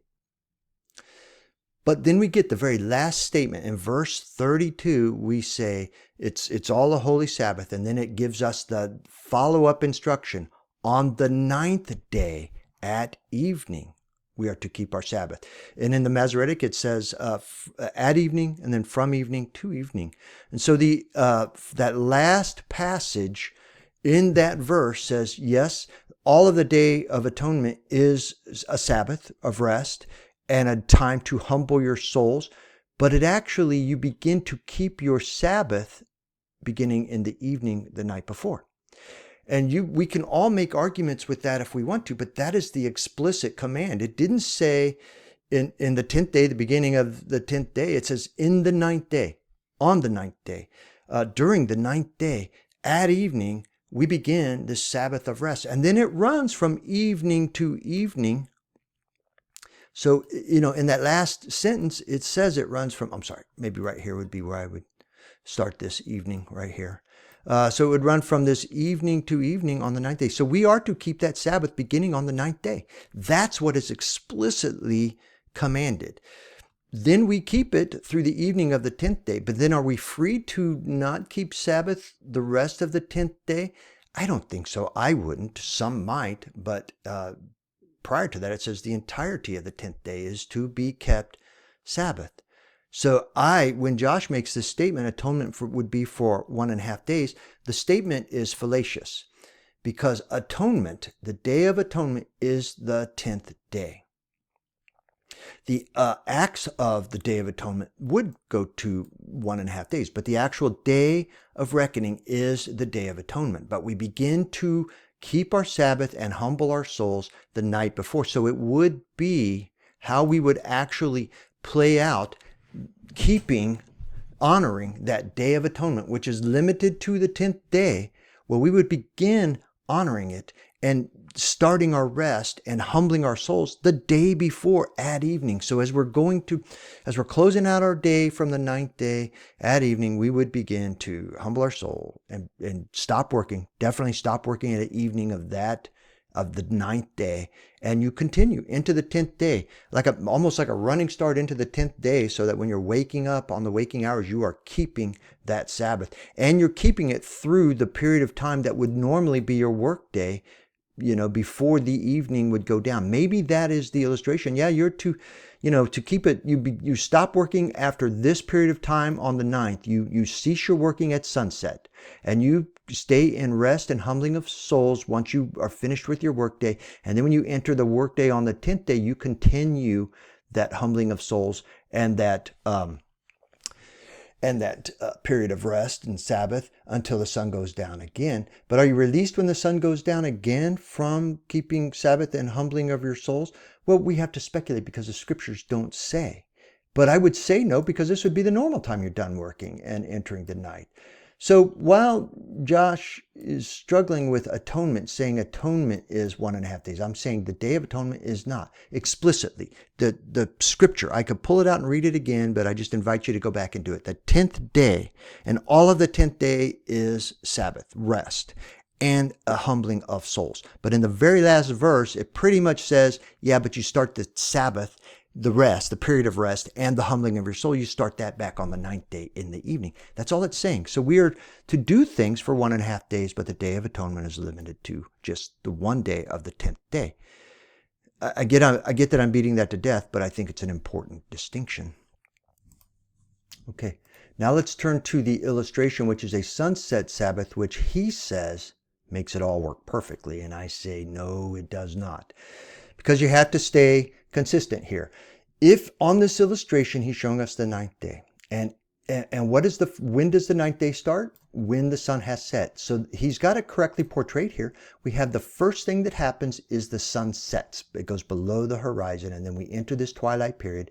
So this is the first thing on this 9th day. First thing. And then the second thing we experience is nighttime. And then we have the morning twilight that continues until the sun comes up. And then we have the daytime period that is the fourth component of the day. But what has he done here? You need to, he has conflated the evening because, and he follows it up. We're going to, when I go back, I'll rewind it just a little bit. You're going to see that he thinks that he's now talking about evening being the end of the 9th day. This is one of the reasons why in the beginning I said you need to define when you're going to start the day. Are you going to start the day when the sun sets? And if that's evening, if that's your evening start of the day, the evening is when the sun sets. To define now the evening as the end of the day as well as the beginning of the day is problematic. It doesn't fit. Yet that's what you are required to do. That's why it does not work perfectly, because he's illustrated that very concept. If this is the sun setting, then this is the beginning of the 10th day right here. And so there is no evening. He's got a third evening or a third twilight, a second evening he's pulled into the 9th day. He's got the evening, the first evening that is first, and then he's conflated what should be the first evening of the 10th day. And he's pulled this over into the middle of that evening period so that he can include evening as the end of the day. I cry foul. Nothing in the scripture tells you can do that if you're going to, or that you need to do that. Nothing in scripture is telling you that. So I say you can't do it. And if you would take this logically, if you literally will just stay with the evening and the sunset starting day 10, then none of the sun up period can belong to the 9th day. The 10th day. All of the sun up period, all throughout the obscurity, belongs to the 9th day. Which maybe, because that's where, in the early part of this video, when I brought up the fact that some will maybe say the evening, between the evening and you start conflating between the start of sunset, where the sun begins to go down and then you have this period of obscurity. Are they pulling that into evening? I guess so, but if you're going to do that, then you need to pull it into your evening definition everywhere. I say it can't be done. Not and stay true to your position. And then if you are going to stay true to your position, and if the beginning of this evening belongs to the 10th day, then what would be the 9th day at evening? This would be the 9th day at evening. This first sunset period of time is the first evening. And then you are to let it run from evening to evening. If you're going to say evening to twilight, just twilight to twilight, it would just be morning. But I don't think anybody really holds to that. We're going to actually go from evening to this evening period of time. So really, what he has is he's created the Day of Atonement throughout the entire day of the 9th, because all of this is required to be the evening first thing to the evening of the second thing. To pull in part of the 10th day, the start of the 10th day, just to fit this narrative, I cry foul. It's fallacious. It's just wrong. So it doesn't make this work perfectly. It makes it an impossibility. And then he's got the same thing portrayed here, because if you're going to start the 10th day here when the sun has set, then this is the first component of the 10th day, second component, third component, fourth component, and here is when the day would end and day 11 begins. I hope you can see it's an impossibility and you're conflating, where Josh would have a problem with 1.5 days being atonement. Here they're creating 2 days of atonement, because you've got, if you're going to start the Sabbath in the evening on the 10th day, and you're reckoning the evening to be the first part of the day, then it's the first thing that starts your 9th day, and then by necessity you're pulling your Sabbath all the way through the 9th day. And if you end it there, then you have the 10th day, which you're also supposed to be keeping as a Sabbath. And okay, now you're violating the 10th day of atonement and the humbling, and no work being done on the 10th day to keep it at 1 day.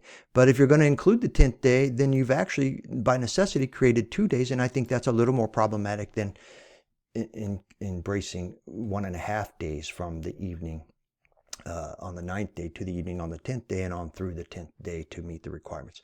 So this does not match the scripture. And the morning, I say that the morning illustration, this one, if it was correctly illustrated, actually does meet the requirements of the scripture. And the fact that you see 1.5 days is okay, but that's not the day. Okay, but it's no more problematic than the rest of the things that we saw on the evening to evening illustration. Okay, let's move on. Okay, so let me return to the video and once again back it up just a little bit so that we can have a continuity of his thought. And so evening to evening would seem to make more sense, but I want to lay that out. I don't just want to believe it. I have to have my visuals here. They help me out. And so if we do evening starting on the 9th day, that is okay, worth commenting. He just said evening starting on the 9th day, and that would be the first thing on the 9th day. When the 9th day would be coming to an end. And now he's saying it's measuring the evening is when it comes to an end as well. So you can't have evening to start. If the moment of time is the sun setting to start the 9th day, you can't have the sun setting in the next evening to also end the 9th day. What would end the 9th day is the last vestige of sunlight in the daylight period while the sun is up. And the moment it goes down, you've entered day 10. So it really wouldn't be ending day 9. The 10th day evening would be ending day 9, but there is no second evening. Your first evening is here, and to add a second evening would be here, because basically that would be, if you were going to start the 10th day at evening, then you've introduced from evening of the 9th day to the end of the 9th day and the evening of the 10th day, which is the entire 9th day. Just can't be. I hope you can see that reasoning. Right after sunset, 9th day would be ending, starting your 10th day, and you go to the evening of the 10th day. And that would be a 24-hour day. And so atonement, in my opinion, works best for this scenario, the evening to evening. And I know this isn't conclusive because there's a lot more to look at. And one that I just came across several weeks ago has to do with what Ezekiel is being shown here about the gate of the inner court that looks towards the east. And he says that the gate that looks toward the east shall be shut for 6 working days. So you have a gate, it's closed 6 working days. And this is the one place that I could find that refers to those 6 days as actual working days, the segments of time that you can work. And then on the Sabbath, the gate is opened. And so they open it at the start of the Sabbath, but when do they close it? If they close it at the end. Okay, let me just say that is, why did he say that? When did they open it? At the start of the Sabbath? That's not what the scripture says. It says on the Sabbath it shall be opened. If you open it up, if let's say that the Sabbath starts in the morning, sunrise, and then you don't open it until a couple hours later. Was it opened on the Sabbath? Yes. In our language, that's how we would do. So While he just said, he inferred and then stated it as though that was the case being made here, that the Sabbath, it's going to be opened on the Sabbath, and that it must also then be the beginning of the Sabbath, that it's open from the beginning of the Sabbath, whether it's starting at evening. That means it would be opened, I mean, in his vernacular, and keeping an evening to evening, it would have been opened at the end of Friday, at the end of the sixth day. It would have been open and kept open through the night and on through that evening period of the seventh day. That's what he would be saying by making that statement. But that is not what this passage reads. The passage just reads, on the Sabbath it shall be opened. That first statement doesn't say when on the Sabbath, whether it's at the beginning or in the midst of the Sabbath. It doesn't say that. It doesn't have anything to do with the beginning and ending of a day. It only has, everything about this passage is all about when the gate of the inner court that looks to the east shall be opened. Because throughout the 6 days, as he mentioned, it's shut, but it's going to be opened on the Sabbath. And this passage is all about when it's opening. And it says nothing about being open for the entirety of the Sabbath day. It has everything to do with it being open on the Sabbath day until some point in the Sabbath day. That's all it's saying. End of the Sabbath, and at sunrise to sunrise, they would be closing it in the morning. But if we look at the end of the chapter, it says, the gate shall not be shut until the evening. If they close it in the evening on a morning to morning Sabbath schedule, it would only be open for half a day. And so the gate being open and closed from evening to evening would indicate that they were keeping the Sabbath then with this gate from evening to. So, by inference, well, first of all, it is explicit. It's open until evening. When the sun goes down, when it has set, it's time to close the gate. We don't really know for sure how early on the Sabbath it's open, but we know when it's to close at evening on the Sabbath, whatever it is. And if you're going evening to evening, that until the evening, once the evening begins, it's because that's the first day. But why? He just inferred that it's a problem for the gate to be open for a shorter than a day period, half day. He said half day, but it doesn't have to be half day. It could be a third of a day. It could be 4/5 of a day. He is inferring that that's a problem. But why is that a problem? Only because you bring something, a preconceived idea to this passage, would it be a problem? The fact that the gate is open for a portion of the Sabbath day is not a problem according to this passage. And all this passage is explicitly saying is it will be open sometime on the Sabbath, maybe at the beginning, but maybe a couple hours after. It will be open. And then it's explicitly saying that it needs to be closed at evening on the Sabbath. If you're going more sunrise to sunrise, that would be evening on the same seventh day. You would be closing the gate on the Sabbath. You'd be opening it on the Sabbath and you'd be closing it on the Sabbath. Only if you bring preconceived ideas do you need it to be open the entirety of the Sabbath day. Entirety of the Sabbath day. Then if you have to close it at evening and that's supposed to be the end of your Sabbath day, I guess, but you're not, that's extra scriptural. That's bringing in ideas and I'm going to say fallacious understanding. Evening. Now, it doesn't tell you when they open it, but I'm assuming if there was 6 working days and 1 resting day, that the resting day would start and end at either sunrise and sunrise or sunset to sunset. And so that is the way I see that. Again, I welcome criticism and feedback on this. This is a study. Again, I think it's reasonable to say that 6 days ends with the start and end of the day. The Sabbath begins with the start and ending of the day. The seventh day, I should say, begins with the start and ending of the day, and it happens to be a Sabbath of rest. But the rest of it is just preconceived. And he even said, I assume that it starts and that it must be measuring a period of day as well, a calendar day. We are doing together, not one where I am just teaching everybody this is how you got to do it. I don't want to be wrong. If I'm teaching you the Sabbath wrong, then I'm literally teaching you to break the Sabbath for half of a day if I'm wrong on this. And I do not want to do that. This is a study.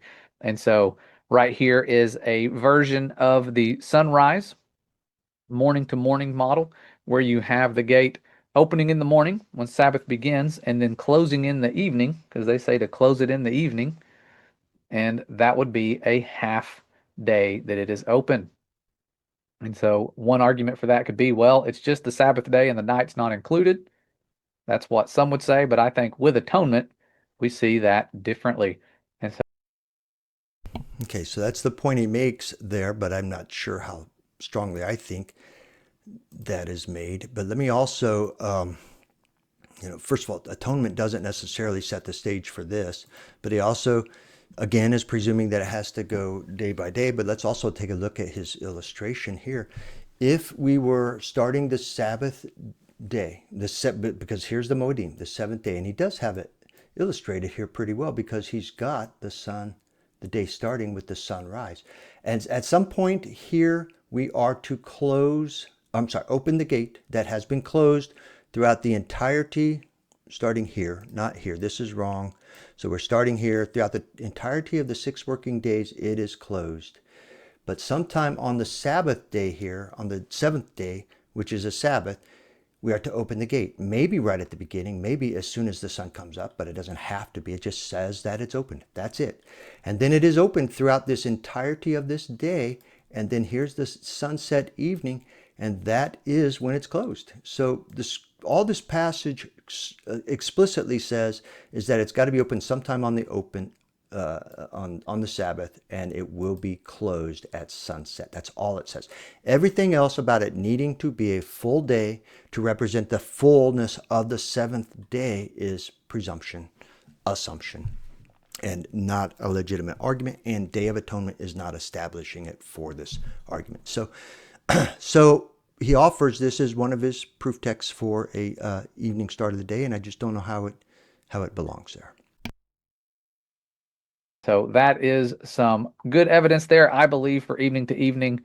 But you also have the Dead Sea Scrolls being another witness here, talking about the sun's disk being at the distance of its diameter from the gate. And that is when they were to stop working.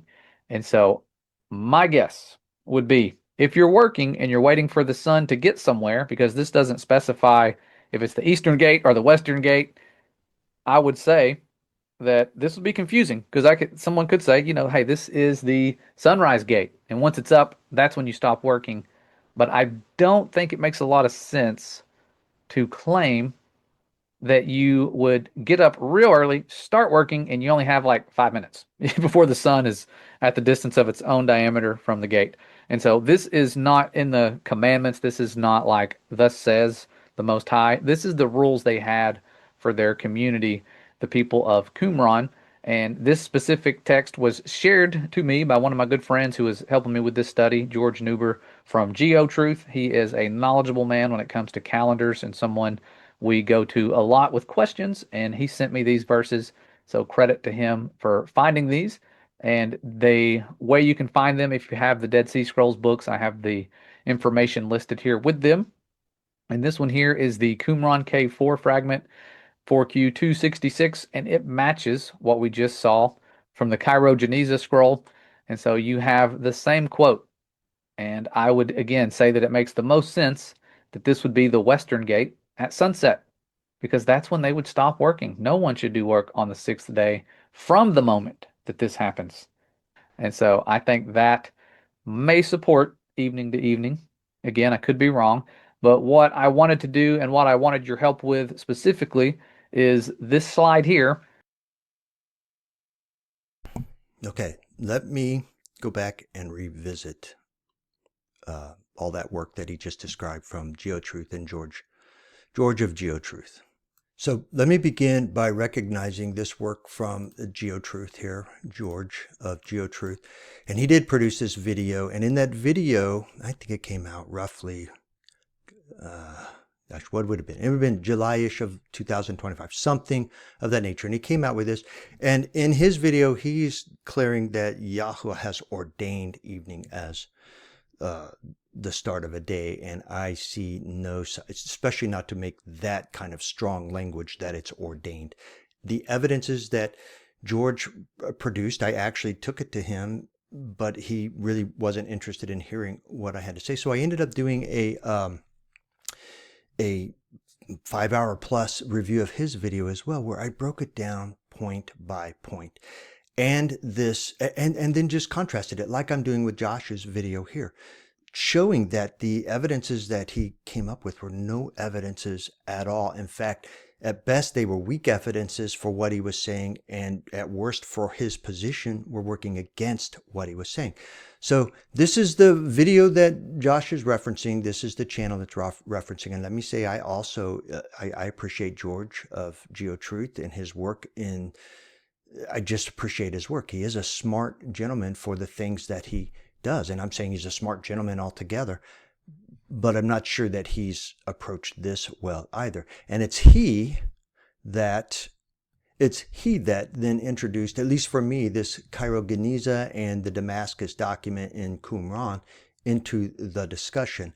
Now, let me just also say, and I'll plug it here, and that is that I made a response video. Not only did I make a response video for his entire video, George's entire video, which was 5-hour plus, but I also broke this particular topic down into a shorter video. I don't remember how long it is. It's not very long. Maybe, well, what would it be? 20 minutes or something of that nature. But I broke down this to separate it and keep it shorter. I made a video dealing with this Damascus document and instructions for keeping the Sabbath properly. And I did maybe a little deeper treaty then than what I can do here today. But let me make some comments related to this position that George has put forth in Josh's video here. Okay, so what he's referencing here is this passage in the Damascus document. And in the Cairo Geniza that he references here, this is how it reads, and this is what they've pulled in. But this is different than the Qumran text that were translated by Florentino Garcia Martinez, which is the Dead Sea Scrolls translated and is my favorite version of the translations of the Dead Sea Scrolls, standing in contradiction to the other two, or in contrast to the other two. And I'm not really arguing. They're pulling in the Cairo Geniza, which does not come from Qumran, does not come from Bethabara and that area of the Dead Sea Scrolls. This comes from the Cairo, comes from Egypt, and the Geniza of Egypt that they've had longer than they've had the scrolls of Qumran, but the scrolls themselves that they found in Qumran ultimately predate these in terms of their, not their writing, but their the age of the paper, the age of the document itself that was translated and scribed. But it really doesn't matter, because in all three texts of the translations of the Qumran and in this Cairo Geniza, it reads, concerning the Sabbath, to observe it in accordance with its regulations, no one should do work on the sixth day from the moment when the sun's disk is at a distance of its diameter from the gate. And for this is what it says, observe the Sabbath day to keep it holy or separate. So the essence of this is, if this is the sun and this is the horizon, as soon as the sun, its disk hits that horizon, you're supposed to stop working from the moment when the sun's disk is at a distance of its diameter. So this would be what they're saying. And then Josh would be correct. This would sure seem to represent the western gate, which is the end of the day and the timing of when you are to cease from working. And if you just stopped there, you'd be done. But you can't stop there. Let me go forward a little bit more here. Okay, and before I present something else here, let me just say this is a little further in Josh's video, where he once again is showing that this is the Dead Sea Scrolls translated from Florentino Garcia Martinez's translation. But here he's actually showing it as a Qumran, which is a Dead Sea Scroll cave fragment 4Q266. But it pretty much says the same thing. No one should do, concerning the Sabbath, to observe it in accordance with its regulation, no one should do work from the sixth day from the moment when the sun's disk is at a distance from the gate of its diameter from the gate. For this, what it said, observe the Sabbath to keep it holy. So it's effectively the same thing as the Cairo Geniza document. But let me pull in. This is a screen print from George's video. And this is the work that he pulled in, and I want to thank George because he brought in, well, here, I'm going to go, because I did just screen print that so I could mark it up a little bit better than what I could do on in the other format. So here's where George has introduced for us the Hebrew. And thank you, George, because I've never been able to find this and I don't know how to go get it. And then you've used DeepL as your translator, and you've taken the Hebrew and translated it for us in this slide here. And you're describing it as the direct translation of Hebrew to English concerning the commencement of the Sabbath. And you're saying it's the commencement of the Sabbath. Now, I say, pay attention to what this translation is really saying, because I don't think it is talking about the commencement of the Sabbath. I think it's talking about the end of the Sabbath. And let's look at the actual translation. So we have these words, and he shows it to us. He breaks us down. Here's the Hebrew. Here's the Hebrew, here's the English. Here's the Hebrew, here's the English. Here's the Hebrew. And he does all of that for us. But when it's done, he's taken this English and he's left the Hebrew out so that we could just see how the English is compiled together. And that starts right here. And this is how the actual Hebrew, the direct translation of Hebrew to English reads. On the Sabbath properly, no man shall be enslaved/work in the 6 days' date until, and this is the operative word, the exile of the sun's diameter above the horizon. Let's go back for a second and look at the Qumran translation and the Cairo Geniza translation. Let me close this down. It's saying, no man, you are to cease work from, Qumran K4 fragment. From the moment when the sun's disk is at a distance. But what is the passage actually saying? No man shall be enslaved to work. So maybe no man shall work in the 6 days until the exile of the sun's diameter above the horizon. So rather than saying you have to cease work from, you're saying no man can start work until. And that is the essence of what's being translated into the from the Cairo Geniza and from the Qumran text into the translations we've received. And that is vastly different in its context, because if you're going to take it as this until, and by the way, this is the word translated for until, right here. Is this it? Yeah, I think this is it right here. This is the word being translated until. And I've done my work going into translators and finding it in passages to see how it's being translated in different places, and it's until. Until is the correct translation of this. So it's incorrect to say from, and it's correct to say until. And if you're going to say until, then no man can work. And actually, you've introduced this in slave to work. I wonder if this is really almost more related for slave labor that is, compelled to work. And the idea that you can't compel them to work until the exile of the sun's diameter above the horizon, which would mean that we're facing the eastern gate and the sun is below, and then it comes up. We have these partial obscurities until the sun is fully above the horizon, and that's when work may begin, or maybe that's when a servant may be compelled to work. An entirely different idea than what the translations have given us and what George has taken from this, because you cannot begin to work in the 6 days that you're prescribed to work until the sun has reached its full diameter. But this is what the comment that George makes in response to this. This clearly states that the Sabbath begins on the evening of the 6th. Well, I don't see anything of that. To me, it has nothing to do with the beginning of the Sabbath. It has everything to do. If you can't work until this begins, that's the end of the Sabbath, the end of the rest, not the beginning. When the sun has fully disappeared below the horizon and disappeared into exile. So this is what he claims this passage is saying. And I don't see how. I'll leave it to you to take this literal translation from Hebrew to English and then to determine how it should have been translated and whether it references the western gate at the end of a workday or the eastern gate at the beginning of the 6-day work period. I'll leave that to you. I will say, though, and I find this in lots of places, that the translators oftentimes are translating to their doctrines when it says something that really their doctrine, it's insupportable with their doctrine, sometimes they translate it in a way that makes it support a doctrine. Did that take place here? I don't know. Since it happened consistently, are they sharing information?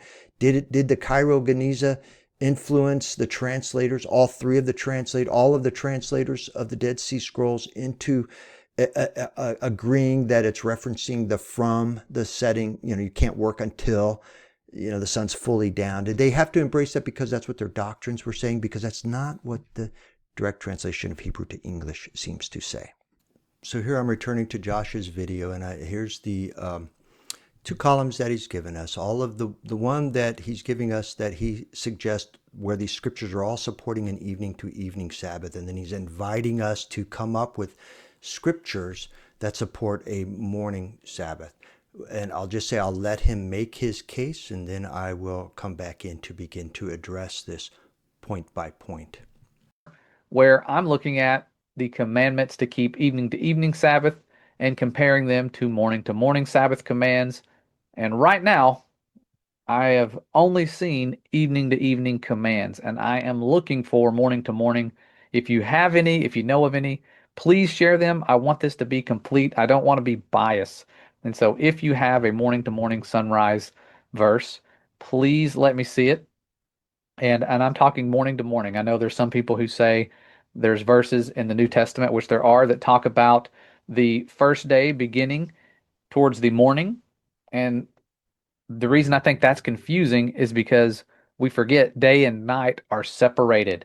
And so when you hear the word day, it's not always talking about the 24-hour day or the resting day. It's that daylight period. And so mornings do begin the daylight or the daytime, and sunset ends the daytime. The question remains the nighttime. Where does it go before? Okay, that's worth mentioning because we need to keep these definitions straight. Morning is the twilight period before the sun rises. So in a sunrise beginning of the day, morning does not start it. Morning ends the previous day. The sunrise starts the day. So to say the morning begins the day is fallacious to begin with. And then to say that the evening, well, let's rewind it and see exactly what he said about the evening. And sunset ends the daytime. Okay, so that's true. Sunset would end the daytime. He's exactly right, daylight. So while the sun is in the sky, from the moment it rises, so morning is not the start, the sunrise is the start of the day, and while the sun is in the sky, it remains daytime, daylight, day, according to the creation account. And when evening comes, once it sets, yes, that ends the day period, the daytime period. It is the end. But the moment it sets, you would be, well, if you're on a sunrise start of the day, you're just halfway through the day. That's just another component of the day when you enter the evening. But if you are starting the day with a sunset, that would also not only end the daytime, it would begin the next day. And so none of the evening belongs in the daytime according to what he's explaining here. The question remains the nighttime. Where does it go, before or after? And so if you can find one that's morning to morning, I would really appreciate it. And be kind. No need to be mean. If you see things differently, I have great friends, people that I still fellowship with who are morning to morning, and they have really sincerely sought this out. And okay, so it's hard to know what he really did with night, but I have during the edit process, I think I'm getting a little better idea of what Joshua's trying to say here when he's referencing things that were happening in the new writings, because sometimes people will refer to the day in the sense of it's the light time period. If from the, I guess you could include the morning and you can include the evening because we do have some daylight and people can be operating in it. So people will refer to it as day, kind of like in the creation account where we have the light called day and the dark called night. So it's referenced that way, but not in context of a full calendar day, a full 24-hour day. And so just to summarize that, they would be referencing this daylight period of time having nothing to do with the 24-hour a day, the measurement of the calendar day, or the start or the end of the day, which is really the subject matter when we start getting into trying to parse a day. What I have presented, I mean, night is between evening and morning, again, between those two twilights. And they actually belong to the same half of the day because the daytime really tends to run 12 hours. The combination of twilight in the evening, nighttime, and the twilight in the morning tends to be the other side of that. All of those are together in one component. So night clearly belongs between the evening twilight and the morning twilight, if that's his question. But because I think he's getting ready to move off. The problem with this slide that he's given us is that he is saying that all of these passages are affirming an evening to that a case has been made, and all of these are telling him that an evening start has been established for keeping the Sabbath. And that's just not the case. First, I don't think we've reviewed Exodus 12:18. I think we're getting there. We haven't reviewed Jubilees 49:1, but we're going to get there. We have reviewed Leviticus 23:32, but while it does establish an evening to evening Sabbath, it does not establish an evening to evening start of a day. And then we have Ezekiel evening to that did not. All that did was tell us when the gate was open, of the temple to the east. And then the Geniza, the Sabbath starting after sunset by the Dead Sea Scrolls and the Cairo Geniza, Qumran Cape. No, I don't think it says that at all. Certainly not in any affirmative way. In fact, I think, again, not only did it, just saying that not only does this one not support the idea that it was offered to us for, but it actually works against it, in my opinion, because when you get to the Hebrew translation, it just works against it. And then the fallacy over here is that to keep morning to morning Sabbath. No, morning would be the end of the day Sabbath. It would be sunrise to morning Sabbath, or sunrise to sunrise is probably fair to say, because the moment you hit the sunrise, you've entered the next day. So long as the sun is under the horizon, you're still in the previous day and in morning, the last part of that previous day. But the moment the sun hits the horizon, you've started the new day. And I would say that if you were going to take, based upon the strength of these testimonies over here that he's offering, I would say you could quickly and easily add the creation account to this, because we watch the activity and then we see evening, night, and morning, which we know is the second half of that day. We have the daytime period and all the work happening, and then there was evening and morning. Evening, night, morning. I'm going to say there is a scripture, a whole passage, a whole account and description, the entire creation account that supports a rising of the sun, start of the day, with morning finishing each day to complete the day. And in editing, I'm realizing I didn't finish that point, because if the creation account establishes a sunrise and a daytime start of the day, then when we get to the seventh day, which is the Sabbath, the seventh day, which is a Sabbath, I mean, the command is to keep the Sabbath on that seventh day, then we've established a sunrise start of the Sabbath. A sunrise start of the seventh day, which then also coincides with a sunrise start of that commanded Sabbath. I would say that when we talk about the various moedim that are asking us to keep the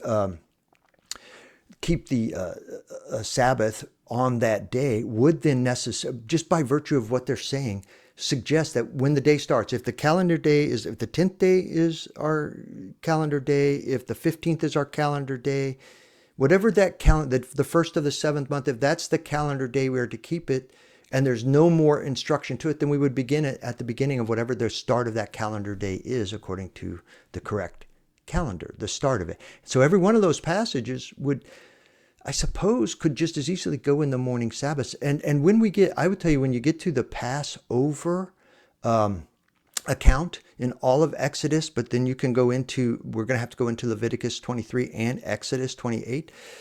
those will be passages that you can place, remove it from the commands to keep an evening Sabbath and move it over to the commands to keep a sunrise Sabbath, because when I get done here, hopefully I'll make it clear that you can't keep it. The description that is given to us can't be kept from evening to evening. It must be kept from sunrise to sunrise to fit everything that needs to fit in on the 14th. On the 14th.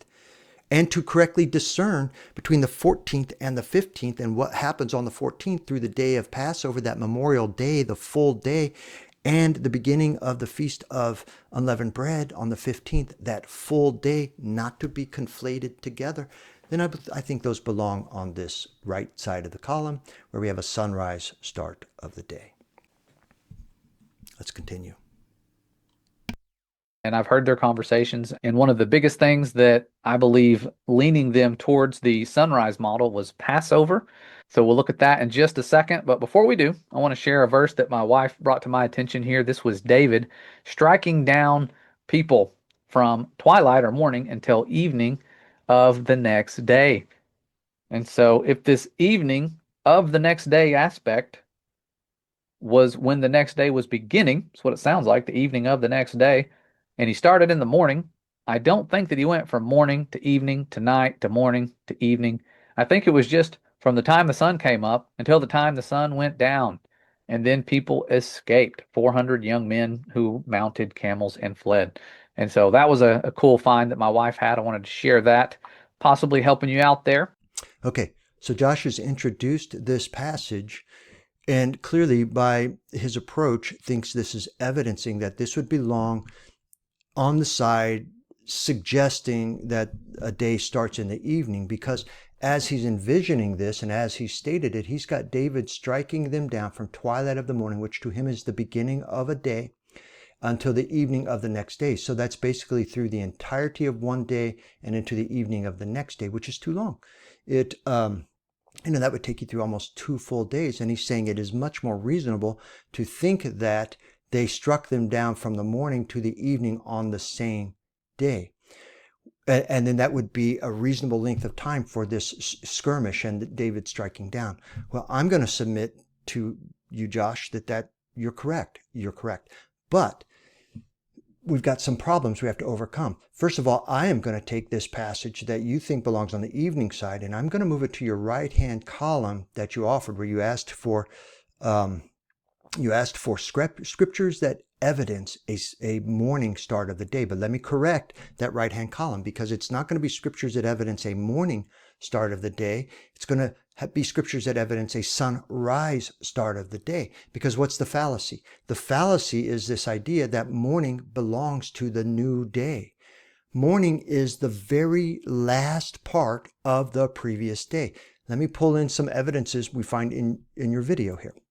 Let's go back to, I'm going to come to this graphic here, not for the sake of this graph up here, but for the passage that you provide us, because this is a key evidence for us, the creation account. Well, most everybody's telling everybody that because it says, and there was evening and there was morning, that you started with evening. Well, that's just not the case. What you had was all the activity where light was separated, and we ended up with light and darkness, day and night. That was the activity of the day, and then there was evening, and then there was day. And then many will introduce the concept of echad, which is the idea of a completeness of a day.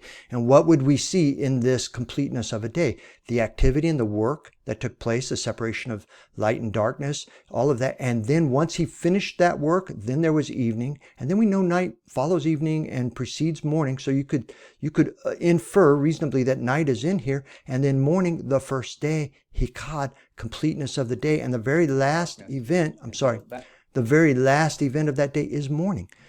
And that is the argument. If you go through, as I set it up in the early constructs, when you go through the order of a day, it's first daylight, daytime, starting with the sunrise, sunset, nighttime, morning. That's the order of the day. Let's go and pull in an illustration that you gave us, but I need to correct a few things here. You're demonstrating a sunrise here, but you've got some problems here because we have night. We have night, and then you have this twilight period, but you're including twilight as the first part of a day here. You've got your day starting here at twilight before the sun comes up. But in reality, the sun coming up is the start of the day, the rise of the sun. So here, when the sun has crested the sky and it's entered the sky, we've entered daytime and a new day. This is the new day here. This is the old day. This is the passing day. And this twilight period of time that we call morning, daybreak, dawn, this period of time, twilight, belongs to the previous day.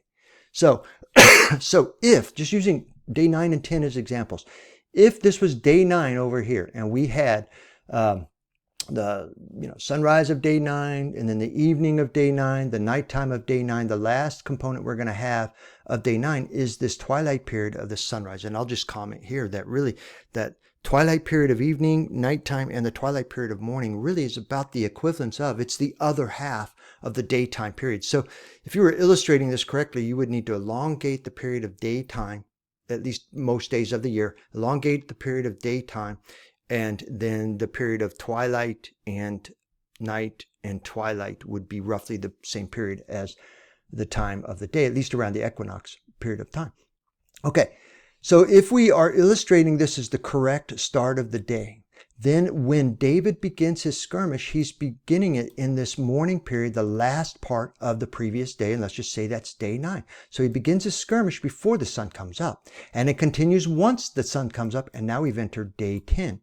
And then he continues that skirmish until sunset of that next day. So if he begins here on day 9 and then pretty quickly enters day 10 and fights to the evening of the next day, 10 is the next day. So his length of skirmish is that daytime period that he's talking about, starting in the twilight of the previous day, but going through the daytime period. And so that fight and that skirmish lasted this one day. And we don't have to pull this into day 11. We don't have to pull it back into day 9. It's really just that one day length of time for that striking down, and not even a full day length. It's just that daylight period of time, which makes sense. That's the fighting time that takes place. And so it's a one-day event that Josh and his wife are describing here. So it belongs, if you correctly place this twilight at the end of the day, this is the last part of the previous day,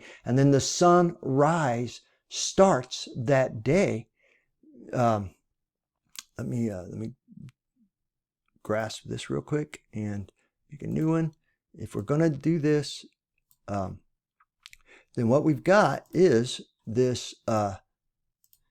This is twilight belonging to the previous day, and then we have the day starting here the next day. In my illustration would have been 10. This would have been day 9, and then you would fight on day 10 until the evening of the next day, which was day 10. So this, I'm saying, this passage belongs on the right-hand column, evidencing, using the same rationale that Josh just employed, because we need a one-day skirmish, or want a one-day skirmish, then this belongs on the right-hand column, evidencing a sunrise start of the day.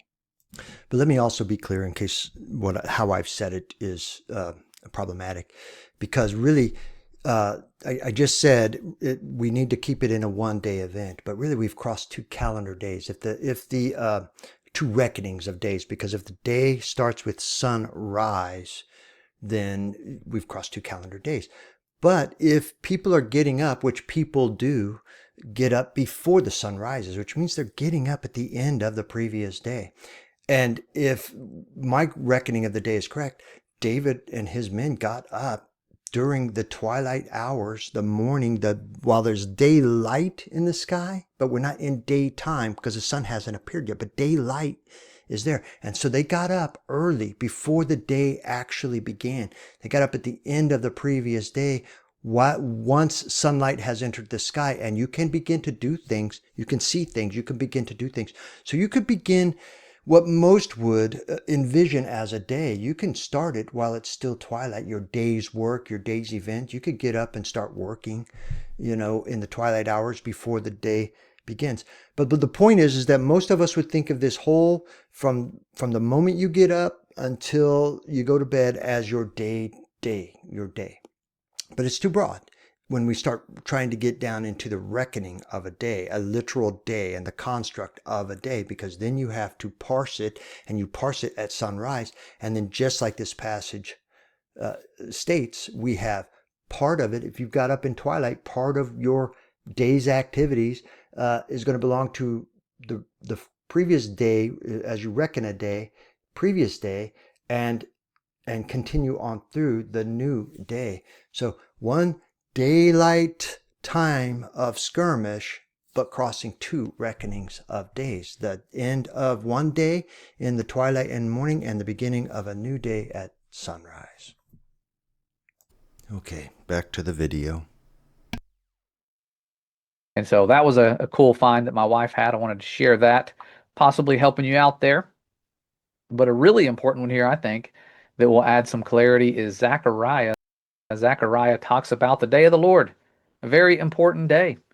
And it sounds like, according to my opinion, again, I could be wrong, that this begins in the evening. And so you have on that day, in chapter 14, verse 6, there shall be no light or frost, and there shall be a unique day, which is known to the Lord neither day nor night, but at evening time there shall be light. And so light coming about in the evening, usually when it's going down. But this sounds like it's when the day of the Lord starts. How cool is that? In the evening time. It's a day that is set apart, a specific day that he knows. And it's in the evening when there's going to be light. And so bringing his light, the light of this world, him and his son, going to be spectacular. Sounds like it's going to happen in the evening. And when you go back to Exodus, well, Okay, so I have to question why he's saying it sounds like it starts in the evening. I don't think it's saying that really at all. He's pulled in something, in my opinion. I don't know how he's getting to that. Let me just explain. So there's no question that it's a unique day, the day of Yahweh, that day known to the Lord.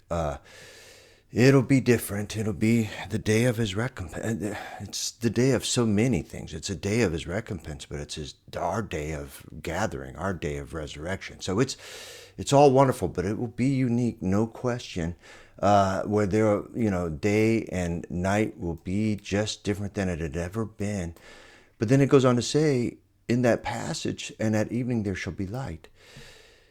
All that passage is saying is that at evening, when when we're normally in twilight, he's now saying there will be light. There's no language here suggesting that it is the start of a day, or that in the reckoning of a day, a calendar day, it's the start of a day. Evening happens in the midst of every day. We have an evening occurrence in the midst of every day. If you're going to stay with a sunrise reckoning, there still is going to be an evening. There's a time at which evening is important for so much, and he's getting ready to go into this again. Evening it's just a time when a lot of things happen, but it doesn't necessarily mean it's the start of a day. And nowhere in here, just to finish it out, nowhere in here, it just says that evening there shall be light. That's all it says. And on that day, a special day, waters will flow out of Jerusalem, half of them to the eastern sea and half of them to the western. It shall continue in summer as in winter, and Yahweh will be king over all the earth. We know that happens when he comes back at that day of Yahweh. After he's given his, all of it intermixed, the retribution on the world, the resurrection of the elect and chosen, and the gathering of the elected of chosen, wedding supper of the Lamb, and then Yahushua coming back on that day to finish out the retribution and establish his kingdom here on earth. It's a special day. Nothing in here about the start and end of a day. Let's see what he says. Sounds like the day of Yahweh is one day and starts in the evening. Why? Why does he make this comment? He's inferring, he's bringing something in, and I would just say, you would have to, if you weren't already compelled, if you weren't already in the camp and just looking for evidences, and every time somebody mentions an evening, you are thinking, okay, that means the start of a day. If you weren't trying to do that, you wouldn't do that. All you would, if you were already in the camp like I am, where you're saying the day starts with the sunrise, you know that when evening comes on that day, it's just talking about evening. It has nothing to do with the start of a day. And so this idea that it is one day and starts in the evening, this is, where does it come from? It reminds me of Exodus 16:6.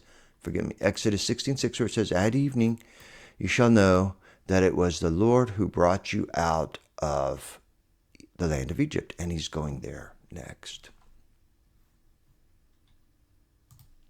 All right, let's continue. Sounds like it's going to happen in the evening. And when you go back to Exodus, well, you see when our Father set his people free, the children of Israel, what does it say here? That Moses and Aaron said unto these children, the children of Israel, at even, then you shall know that the Lord hath brought you out of the land of Egypt. If the day of the Lord is mirroring this, you can see that setting free.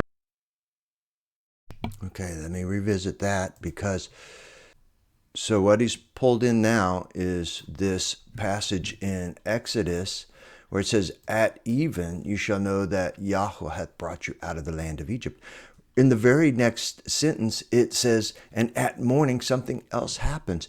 Just because he mentions at evening and says that's the time, because during that period of the day you shall know that Yahweh hath brought you out. What does that have to do? Where in this passage are they talking about the start of a day? There's an evening in every day. And again, he's getting ready to. He ignores I shouldn't say it this way, but right behind this is a morning event as well. Why isn't the morning, I mean, in his reckoning, why wouldn't in the morning you shall be, so my point is he's brought in something to this passage that doesn't necessarily belong there. And he's getting ready to do, he did that in the Ezekiel, I think it was 49 passage. He did that in that passage, and he's getting ready to show us a list of passages where he's doing the same thing, because at evening something happens, but he's inferring that at evening also means that it's suggesting a start of the day, and it's not there. It's only there if you infer it and bring it in, because that is your predisposition. Let's continue. If the day of the Lord is mirroring this, you can see that setting free, us knowing that it's him in the evening. Just like Passover was evening to evening, atonement was evening to evening. We have all of these really cool examples, even being unclean until the even. And where this becomes fairly clear, in my opinion, is when you look at being unclean for 7 days. This is in Numbers chapter 19, where it tells us this is the law. When someone dies in a tent, everyone who comes into the tent and everyone who is in the tent shall be unclean 7 days. If days are morning to morning, when are you going to be declared clean? Most likely in the morning. But we see at the end of this chapter right here, and the clean person shall sprinkle it on the unclean on the 3rd day and on the 7th day. Thus, on the 7th day he shall cleanse him, and he shall wash his clothes and bathe himself. All right, let me go ahead and interject here so I can get rid of this. So this passage, he gave a number of passages where he talks about people being unclean until evening. Again, none of this has to do with the start of a day. It just means that in all of these occurrences, they're unclean until evening. When do they start to be unclean? At what point of the day did you touch that carcass? At what point of the day? So is it a full day that we're talking about? Is it have anything to do with a full day? What if you touched at noonish? So it has nothing to do with the start of day, and everything to do with how long you are unclean. That's all these passages are talking about. And when we get to this passage, and let me go ahead and get my, I think he's got more to say on it, and I may come back in and do it, but let me just make some observations in this passage that he's telling us. And that is, first of all, when someone dies in the tent, that's the event. Everyone who comes into the tent and everyone who is in the tent shall be unclean 7 days. Well, does that mean exactly 7 days? Because that is one of the things people are pulling in. You see it happening when we get to the crucifixion week, and you think when Yahushua says after 3 days, and on the third day he shall raise. They're trying to account for exactly the end of the third 24-hour day, which is putting him resurrecting in, at 3 p.m. ish, or the ninth hour on the day that he resurrects versus the start of the day. And so basically they're employing the same thing where they think the whole day, it needs to be a full 24-hour periods. But that's not what's being said here. Literally, he's saying the event occurs. You would have to first think about, okay, when does that event occur? Does someone die in the tent and somebody come into the tent exactly at the start of a day? No, it would happen during some point of a day. I mean, it could, but that would be highly unlikely. It happens at some point during that period of time. Once the event occurs, you shall be unclean 7 days. And what does that mean? Exactly 7 days? No, it would mean during the course of 7 days, you shall be unclean. And on the seventh day, when he gets into this passage and he says on the seventh day, it doesn't say after the seventh day, it just says on the seventh day, he shall cleanse him. And he shall wash his clothes and bathe himself. And at evening of the seventh day, he shall be clean. Just like we saw in the previous passages throughout Leviticus. The event occurred. For 7 days, he's going to be considered unclean. On the seventh day, they're going to cleanse him. And he's going to wash his clothes, bathe in water. And then at evening of that day, he's going to be clean. Has nothing to do with the reckoning and start of a day. If it did, you would have a problem. And let me just go ahead. See, he's illustrating. First of all, again, he's beginning a day at the morning twilight, when really the day should be starting here. But what he's really saying here, and what's more important, is that he's saying that the event happens on this first day, and he's got a whole reckoning of a day. But, what if the event happens here? And this is all part of that first day. Or it happens even at night. It's all part of the first day, but we don't have a full full day here. Then, of course, the second day would need to be full by reasoning that through. Yeah, and the third day, fourth day, fifth day, sixth day. And then on the seventh day, when, on the seventh day, they take the activity, or they cleanse, because on the seventh day, they're going to wash his clothes and bathe himself in water. And then at evening of that seventh day, he's going to be clean, which would, in this reckoning, he's saying would be, actually, he's pulled in the evening of the eighth day, because this would be the start of the eighth day. So the evening of the seventh day is actually the first event of the seventh day. Another problem in this reckoning. But this would be when he would be cleansed in an evening to evening start, because that's what he's illustrating. Here's nighttime and daytime. It really, in my opinion, should be reversed. And if this were the daytime, this would be the evening. And this is when they do the cleansing of the clothes. This is when he's going to be declared clean. And you'd have the rest of that day for the seventh day, if that's how it's being reckoned. Now, he's going to pull in the eighth day, but there's no mention in this passage about an eighth day. He's going to talk about, here in a moment, he's going to talk about what the eighth day represents. And I suppose, because, I understand those concepts, because it is part of the, end time eschatology. In those discussions belongs an eighth day, but it is not part of this discussion. And let me just finish out so I don't gloss it. Here's another event that touches someone who is killed, another type of event, another, just more activities of what it would look like if that event occurs. But here's another example of on the seventh day. Sprinkle it on the unclean on the third day, on the seventh day, not after the seventh day. So I just think that the handling of this passage is being brought into this discussion, and it just doesn't belong there. It has nothing to do with the start of a day. Everything to do with how long you're going to be considered unclean, what you're going to do on the seventh day to be declared clean at evening of the seventh day. That's all this passage is explicitly telling us. All right, let's continue. In water, and at evening he shall be clean. You're unclean for 7 days. The very end is where you would then become clean, going into the eighth. Again, very end. It doesn't say very end. And this going into the eighth day, this is what you do if you're trying to pull passages in but has nothing, it doesn't say anything about the end of the seventh day, and it doesn't say anything about going into the eighth day. It says on the seventh day, he will be declared clean at evening. That's all it says. Nothing about the end of a day. Eighth day, which reminds me a lot prophetically of that eighth millennial day, which would be the new heaven and new earth. We are now at a point where we are approaching the seventh millennial day of creation. And Genesis tells us these are the generations of the heavens and the earth when they were created.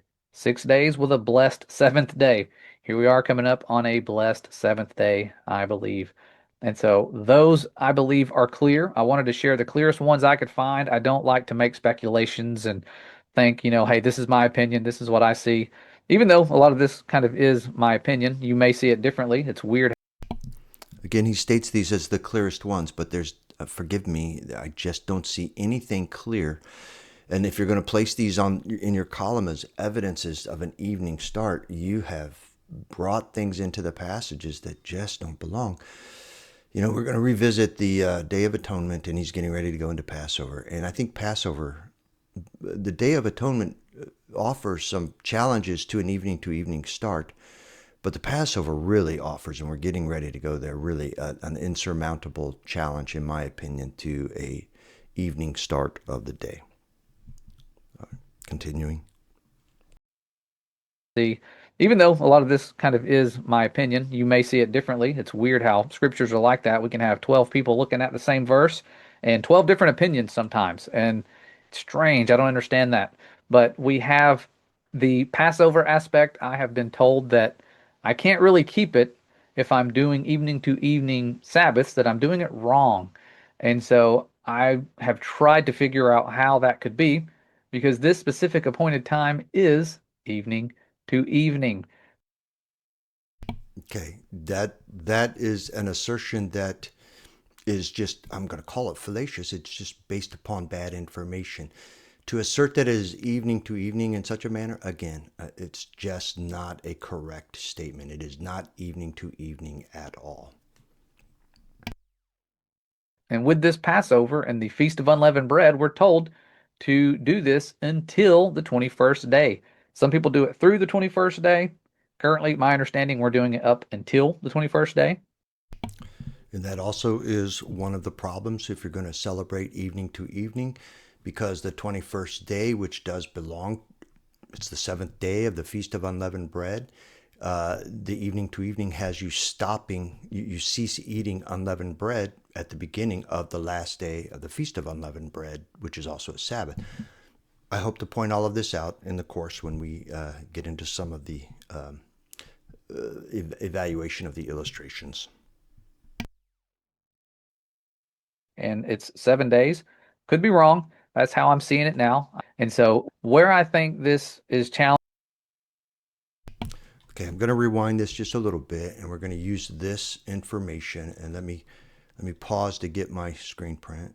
Okay, so what I want to do first in response to this is read the passage. And this is from the Brenton Septuagint translation, and it reads like this: "And it shall be kept by you till the 14th of this month. And all the multitude of the congregation of Israel shall kill it toward evening. And they shall take of the blood, and shall put it on the two doorposts, and on the lintel, in the houses in which so even they shall eat them. And they shall eat the flesh in this night, roast with fire, and they shall eat unleavened with bitter herbs. Eat not of it raw, nor sodden at all with water, but roast with fire, his head with his legs, and with the purtenance thereof. And ye shall let nothing of it remain until the morning, and that which remaineth of it until the morning ye shall burn with fire." So let's revisit. I brought this up in the very beginning of this video as I was trying to establish what are the four components of a Passover day. Well, first of all, Exodus 12:6 tells us that the entirety of the 14th day is to be a memorial. So with the beginning of the 14th day to the end of the 14th day, it is Passover and it is a memorial. And so what are the components? The first thing we've got to do is take the animal we've been keeping till the 10th and kill it on the 14th. Now the Septuagint says toward evening. And if it says toward evening, well, I'm going to come back to that. Let me just finish the 4 parts. So we have the killing of the animal, then we have the preparing of the animal. Well, I'm going to say the killing and preparing of the animal. And then we have the eating of the animal starting with evening through the night. And then on the literal day of Passover, we had the angel of death coming through while they were eating on the 14th. And then we're told the fourth component is that anything left till morning needs to be destroyed. So anything left towards the end of that 14th day needs to be destroyed before the 15th day begins. So let me just say it again. We have the killing of the animal. We have the eating of the animal. We have the literal Passover, the angel of death passing through and killing off Egypt, but passing over Israel. And then we have the destruction of the remains at morning. 4 components of the 14th day that all need to happen on the 14th day. And if you read the Septuagint that he's given us here, we're keeping the animal till the 14th, and then the multitude shall kill it toward evening. And that's very important, because toward evening does not mean at evening. If I were not talking about evening, but we're talking about noon, and I was just having a conversation in English, if I really meant at noon, I would say at noon you need to do something. But if I mean as noon approaches, I would say toward noon. But that would come up short of being at noon. So it would be before noon. And that's what this in the Septuagint conveys. And we'll find in all the literal translations, they read between the evenings. And why does it read between the evenings? It's because the underlying Hebrew is ben he arbaim, between the evenings. And the popular translations, though, some of them will tell you you will kill it at evening, at twilight, putting you into the evening. But all of those are, what are you going to say? Are they mistranslating? I say so, because ben he arbaim is an entirely different concept from be areb that we see in the Day of Atonement passages. So I think the literal translations are getting it correct. The Septuagint is getting it correct. The popular translations like the King James, the NIV, pick your translation where they're all saying at evening, at twilight. They've placed the killing of the animal into the evening period of time once the sun has set, but that's not what the underlying Hebrew, and apparently the underlying Greek, because we're reading something similar to it in the Septuagint here. Okay, so according to this, we have the animal being killed on the 14th, but not at evening. It's between the evenings. And then they're to eat the flesh in this night. What night? The 14th. We do not get onto the 15th. We are still on the 14th when they're eating the flesh. Now, it doesn't say it here. Doesn't say it right here, but we know while they're eating at night is when the angel of death comes in and passes through Egypt. And then when they finish eating, as the end of the day is approaching, they are to destroy it thereof on the 14th. All of this is before the 15th. But let's look at this illustration. He's got a sunset Sabbath, and let's look at the illustration that he's providing. First of all, if you're going to have a sunset Sabbath, you would begin it here at the beginning of this twilight. That would be the first part. I don't know how important that is, but we'll clarify it here. And which also then, because right now he's got 1, 2, 3 twilights in this, so you need to be pulling this back to here. Now, I will suggest, just like they did in the Day of Atonement, if you're trying to argue for a sunset Sabbath, you have to start pulling in and conflating, because you've got problems with the 15th. But if you're going to stay true to the start of the day, this would be when the day would start. This would be when the day would start, because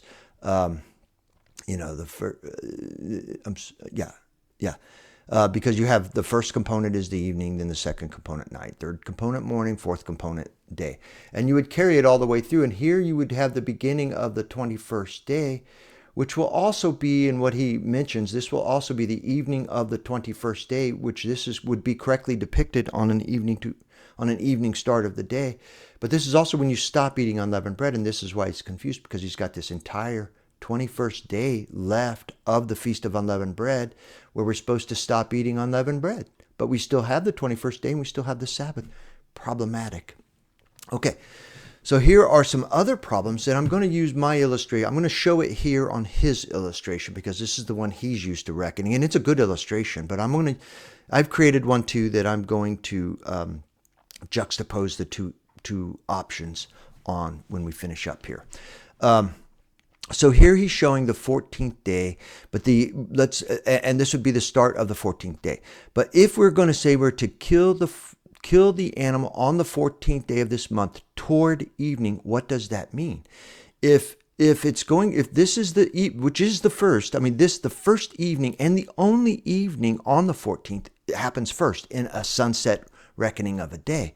So what would be killing the animal toward the evening? If you're trying to kill it toward the evening of the 14th, you would have to actually kill the animal on the 13th, which I think we all agree is a problem. You need to kill the animal on the 14th. Now, if you're going to accept some of the popular translations and say, well, you kill the animal at evening, okay, you could put the killing of the animal right here, first part of the evening. But then you got to prepare it. If you've killed the animal, are you going to prepare it overnight? Or are you going to prepare it and finish eating it all, kill it and prepare it entirely and begin eating it in this twilight period? That's a possibility. I admit that is a possibility, but it's not the better of the possibilities, as we'll demonstrate and illustrate. But then having eaten, you're going to then go through the night, and this would necessarily have to be when the angel of death passed over, because this is the nighttime. They're eating during this period of time, first event on the 14th, and they're eating their Passover. They've scrambled, they've killed it at twilight. They're eating it at twilight, eating at night. The angel of death passes over on the 14th, and then we have the morning there to destroy what remains, and then we have this daylight period of time unaccounted for, because then you would have the 15th starting at the end of that day period. So you would have this whole day. We think they should have been, after having finished that meal, they get up and they start moving out of Egypt, which is what the 15th represents and the Feast of Unleavened Bread represents. But that, if you're going to stay with this places the Exodus. If it's the day after eating, it places it at the end of the 14th day. If you started with the evening, the Exodus would be happening on the 14th and not the 15th. So we have some problems here. Let me show another illustration, because if you then are keeping the animal on the 14th, because you've kept it till the 14th, and then you're going to kill it toward evening here as you approach the evening of what? The 15th in this reckoning. If you're going to keep it here, so that you could kill it on the 14th, and then you're going to begin eating here with sunset. Okay, but what day are you eating on? The 15th. I'm pretty confident that as I reviewed Sean Griffin of Kingdom in Context, that's kind of what he's arguing. You're eating it on the 15th because the 15th is also the first day of unleavened bread, and they've conflated it. They'll take the passages that follow Exodus 12:6 through 10 and conflate the two Moedim into one, and you need 7 days of eating unleavened bread. But you're going to end up by necessity placing the eating of the meal on the 15th, which would then place the actual passing of the angel of death on the 15th. Now, literally, they've succeeded in keeping 7 days of unleavened bread, because we know that you've got to eat unleavened bread for 7 days. 1, 2, 3, 4, 5, 6. Actually, I'm not sure. We'd have to see. We'd have to look at that more closely when we get to Sean's work. But still, we can't have the killing of the lamb on the 13th and meet the requirements of Passover, and you can't be eating the Passover on the 15th, even though we're going to get to it. There are translations of Jubilees that are the popular translations amongst those who are reading. Just like the King James and some of the popular translations are putting this killing of the animal at evening, when the truth is it should be between the evenings or toward evening.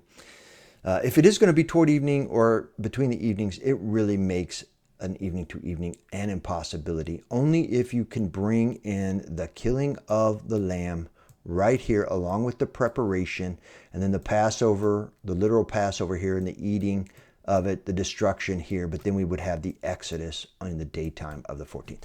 Problems throughout this illustration. And then again, you have the 21st day where you cease to eat unleavened bread, even though you are in unleavened bread, which should actually be if you're going to say day 8, it would be day 8 of eating unleavened bread. Now I'm going to let him go forward because he's depicting this, and he just said, yeah, I've been told I can't keep it. Well, I guess I'm agreeing. You can't keep it correctly if you start in the evenings. The best chance you have at keeping it correctly would be to accept the popular translations where you're killing the animal at evening, at twilight, rather than toward evening or between the evenings. That's your best chance of having this work out, but then you still have the problem with the Exodus happening in the daylight period of the time after the supper, which puts you then on an evening start of the day, making your exodus on the 14th and not the 15th. Okay, returning to his video, I might rewind just a little bit here.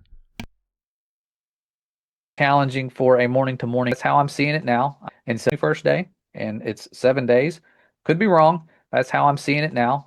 And so where I think this is challenging for a morning to morning day aspect is the evening of the 14th day is in the middle of the 24-hour day. So you start and end your feast with half days. And I don't see half days ever being spoken. Now, it might just be implied. Okay.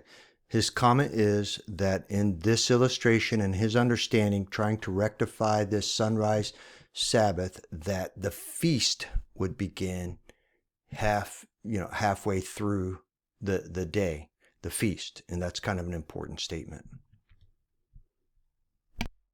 But you would have a half day, 6 full days, and then a half day at the end. And so you would go in number order, half a day, and then when you have your next day, it's 1.5, 2.5, 3.5, 4.5, 5.5, 6.5, and then you end Passover with another half day. And so, not saying that's impossible or this eliminates the option of a morning to morning day, just that it doesn't seem to flow and make sense, at least to me.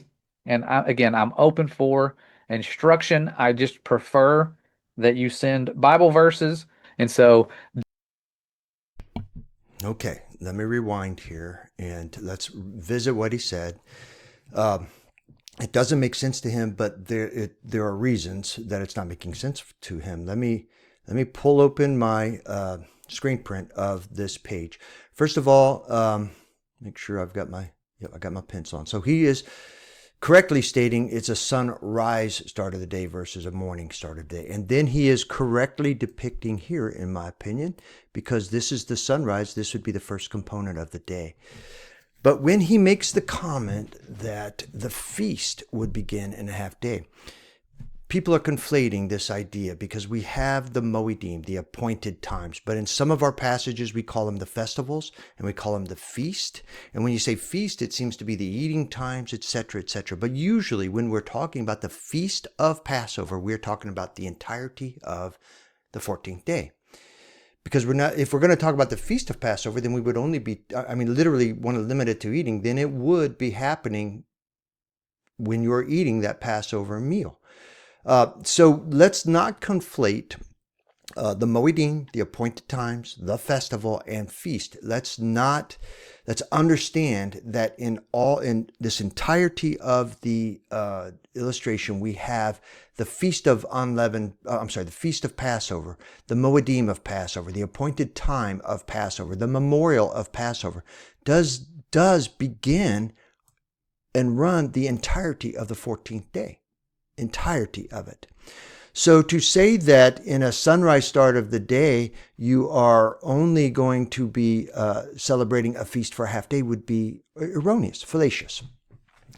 And then when we get to the 21st day, which is also a full day, from the moment the sun comes up on the 21st day and we've entered the Sabbath of this 21st day, the full day is part of the Feast of Unleavened Bread, the Moedim of Unleavened Bread, the appointed time of Unleavened Bread, the Festival of Unleavened Bread.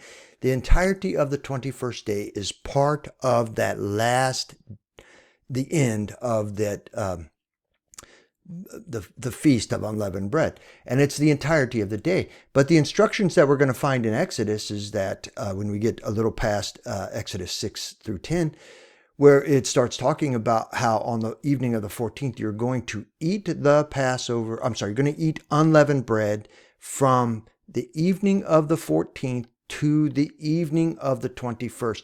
And it's that language of starting to eat unleavened bread in the evening that people are conflating into this idea of the start of a day, and it has nothing to do with that. It has only to do with a period of time that you're eating unleavened bread, and has nothing to do with the start and end, the period of time that is the actual appointed time, or Moedim. Let's see if I can draw this out a little more and hopefully make this make sense. So again, on a sunrise start of the day, he's got it depicted correctly. When the sun comes up, we begin this Moedim of the 14th day. But what we find, what we have in the first part of this 14th day, what is this? This is when we've kept the Passover lamb or goat, and this is the day we are to slaughter it and kill it. And so you get up and you prepare and you kill depends on if you're going to read the literal translations, it's going to be between the evenings that you're doing this, between this evening and this evening. So you're going to be killing it during the daytime period of this day. And so really we've got activity of Passover here on the 14th day. And then if you're going to keep the Septuagint, you're going to kill the Passover as you are approaching or toward, it doesn't say it here, but toward evening. So you're in either the Septuagint or the literal translations, you are keeping it here.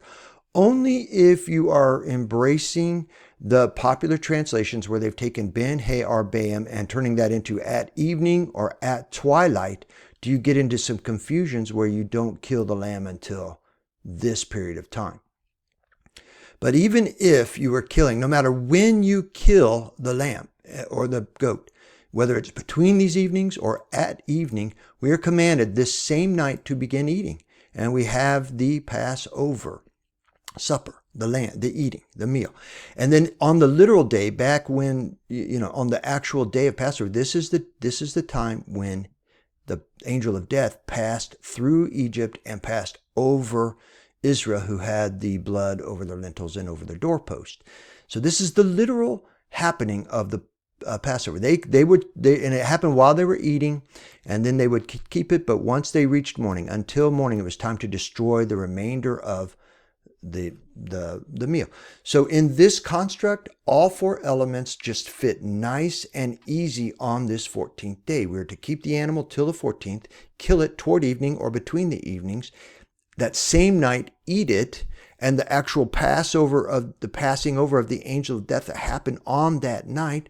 And then we're destroying what's remaining in the morning hours at the end of the 14th so that we can literally start the next Moedim at sunrise, which is the 15th. And what does that start for us? It starts the Feast of Unleavened Bread, and the first day there is a Sabbath. And for 7 days we continue. 1, 2, 3, 4, 5, 6, 7. So we have this last 7th day, which is the 21st. The fullness, the completeness of that day is a Sabbath. Now, where it gets a little bit confusing and where I think people are conflating this is those would be the outline, and we'll get that definition of. In fact, I'll just do it now, because when we get to the definition of in Exodus and Leviticus 23, in Exodus, we'll start with Leviticus 23:5, because what do we get in 23:5? The Passover. Let me confirm exactly what it is. Okay, so here I've got it pulled up. You can't see it, but I've got it pulled up to the left, and I'm going to read Leviticus 23 verse 5 in the Brenton Septuagint, which is one of the translations he's working from. And it reads like this: in the first month, on the 14th day of the month, between the evenings, is the Lord's Passover.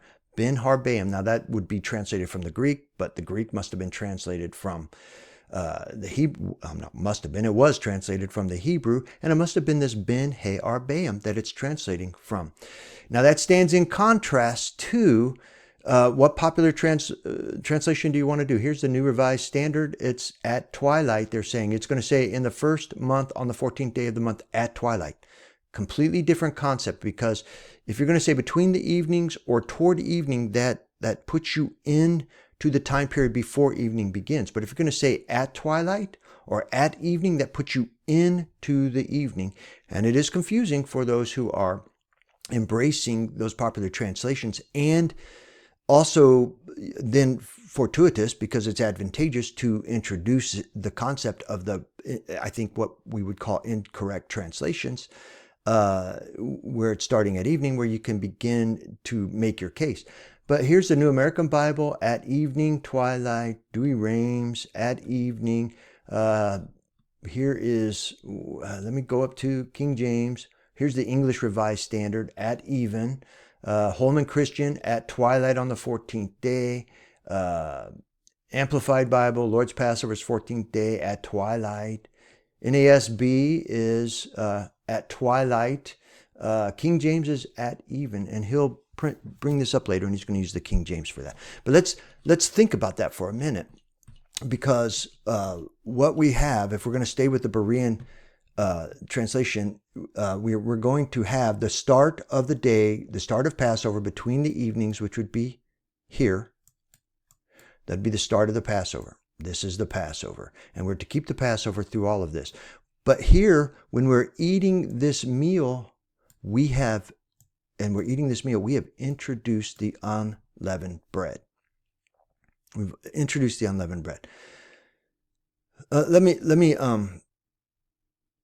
finish that thought, because if you're going to start the Passover at even, like the King James says, here's where you're starting, and this is where he's talking about he has a problem, because then the feast would only be half day, and he doesn't see it there. But this is only going to be true again if you have embraced the popular translations and then forego the literal translations that are saying between the evenings and the Septuagint, which says toward evening. Only then do you have to get into this, because you have this concept from Leviticus 23:5 specifically that's telling you it starts at evening in the improper translations. I will also say that in Exodus, when we get to the same description of the 14th day, because in that point in time they're talking about how they make their offerings, but when they get to the 14th day and they say the 14th day is the Passover, they don't mention anything about evening. They don't mention anything about between the twilights. It's just flat out the 14th day is the Passover, and the 15th day is the beginning of the day, the Feast of Unleavened Bread. Okay. If I could stay with this, though, when we get into confusion is the passage that goes on to say that a little bit later in Exodus, where it says, you will eat unleavened bread from the evening of the 14th. So again, we're not talking about the start of any day. We're just talking about when you begin eating unleavened bread. And because we know that the Passover meal is eaten with unleavened bread and bitter herbs, it's the first time that you're eating unleavened bread. The second time you're going to eat unleavened, and then it says you're going to eat until evening of the 21st. Forgive me. So then you'll have the first time that you're eating unleavened bread will be at Passover. The second time will be on the Sabbath day and the first day of the Feast of Unleavened Bread. Then the third time will be the 16th, 4th, 17th, 5th, 18th, 6th, 19th, 7th to 20th. And then throughout the actual Sabbath day, you will continue to eat unleavened bread until evening of the Sabbath day, which puts you in the midst of the 21st day. But that passage doesn't mean we're ending the Feast of Unleavened Bread, or which is the Moedim, the festival, the actual appointed time. It just simply means that the requirement for eating unleavened bread ends at evening of the 21st. So we actually have eating unleavened bread during the 21st, which is the last day of that Moedim and Sabbath day. Okay, so there's harmony in this. There shouldn't be difficulty here. If you started at sunrise, we have all the components that we need on the 14th day doable. We have the beginning of the feast. We have the beginning of the eating of unleavened bread on the 14th that evening. We have the 7 days of the Moedim, with it ending in the last day at evening, midway through that day, but the whole day is the Sabbath. But we stop, the requirement for eating unleavened bread ends there. There's nothing that doesn't smoothly and easily fit into the structure of the explicit instructions of the scriptures. Okay, before I move off of Passover, because I think of all the scriptures we have, it's Passover that really, I think, ends the conversation for when the day starts. And so I have also created an illustration that I hope it's helpful and not harmful, because obviously people who aren't used to doing it's my illustration, but I'm going to try to depict it. And let me explain what I've done here. I've pulled up my illustration. Again, this is going to illustrate the Feast of Passover alongside of the Feast of Unleavened Bread. And right here, I'm going to make this division because on the one side, I have the sunset or evening start of the day that I'm going to illustrate. And on the other side is the sunrise start of the day that I'm going to illustrate with the language and the information we need for what we've been provided through Exodus, Leviticus, regarding the start of the day. So let's start with the impossibilities that I find on the sunset side, and I'll explain it as I go. And then I'll come back to what I think harmonizes everything through the sunrise start of the day. So first of all, I've illustrated beginning with day 13. I don't know how well you can see this, but that would be day 13. And if the evening starts the day, then the first thing we have on day 13 is evening, then night, then morning, then day. And then we would have the beginning of the 14th day. And let's remember what we got to have happening on the 14th day. We are to keep the Passover until the 14th day, kill it on the 14th day, prepare it on the 14th day, eat it on the 14th day. The angel of death needs to pass through on the 14th day, and then the burning of the remains needs to happen at morning or the end of the day on the 14th day. So if that's the case, then here, the first thing that we have happen on day 14 is the evening. It's the evening. The second thing that's going to happen on day 14th is going to be night, and then we're going to have morning, and then we're going to have this daytime period of time.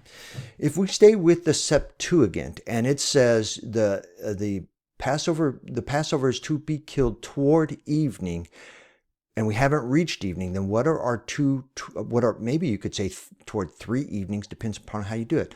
Let's start up here. If you're going to say that you need to be eating on the 14th day if you're going to eat your Passover on the 14th day, then this is when you begin eating the Passover.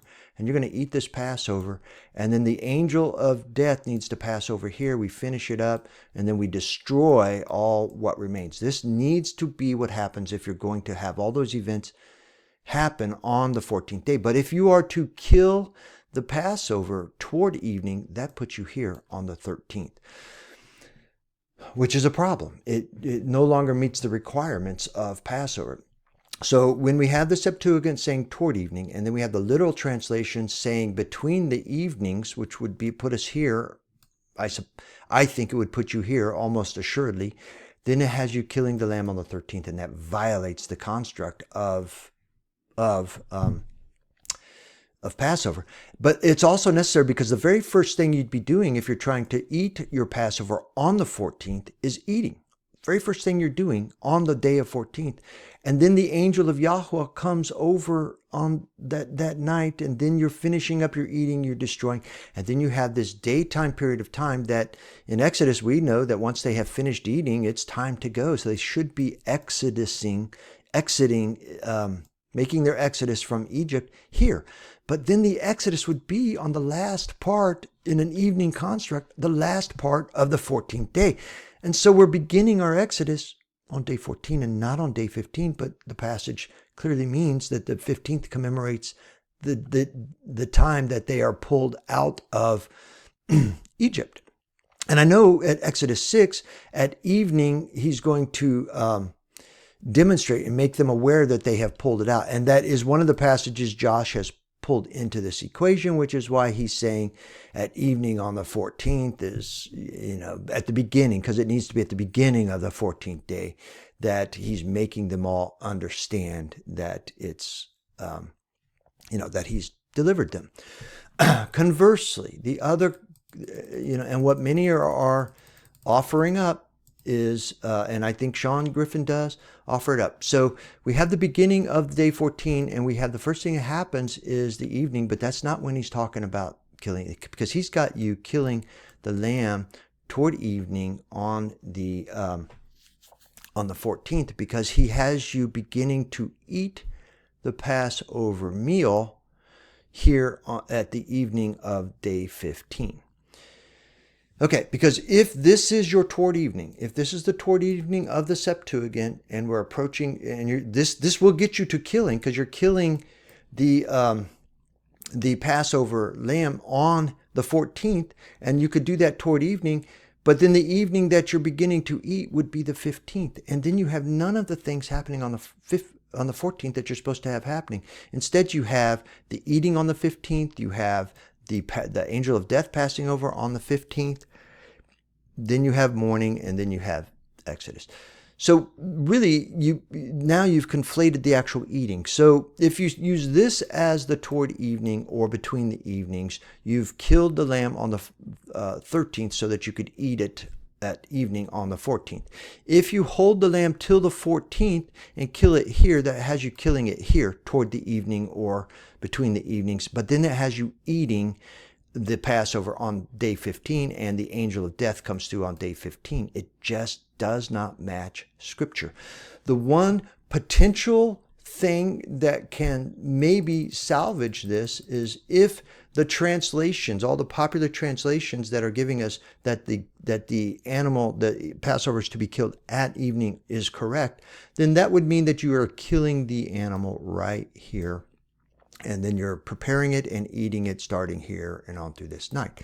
That could keep you in the correct day for the passing over of the angel of death and the eating of the Passover meal, and even keep you now in the correct day for the killing of the Passover lamb. But then you do have to get rid of everything here so that when the sun comes up, there's nothing left in remaining. But this what remains a problem there is that this should be the day of Exodus, but that would put the Exodus on day 14. But the Exodus needs to be happening on day 15.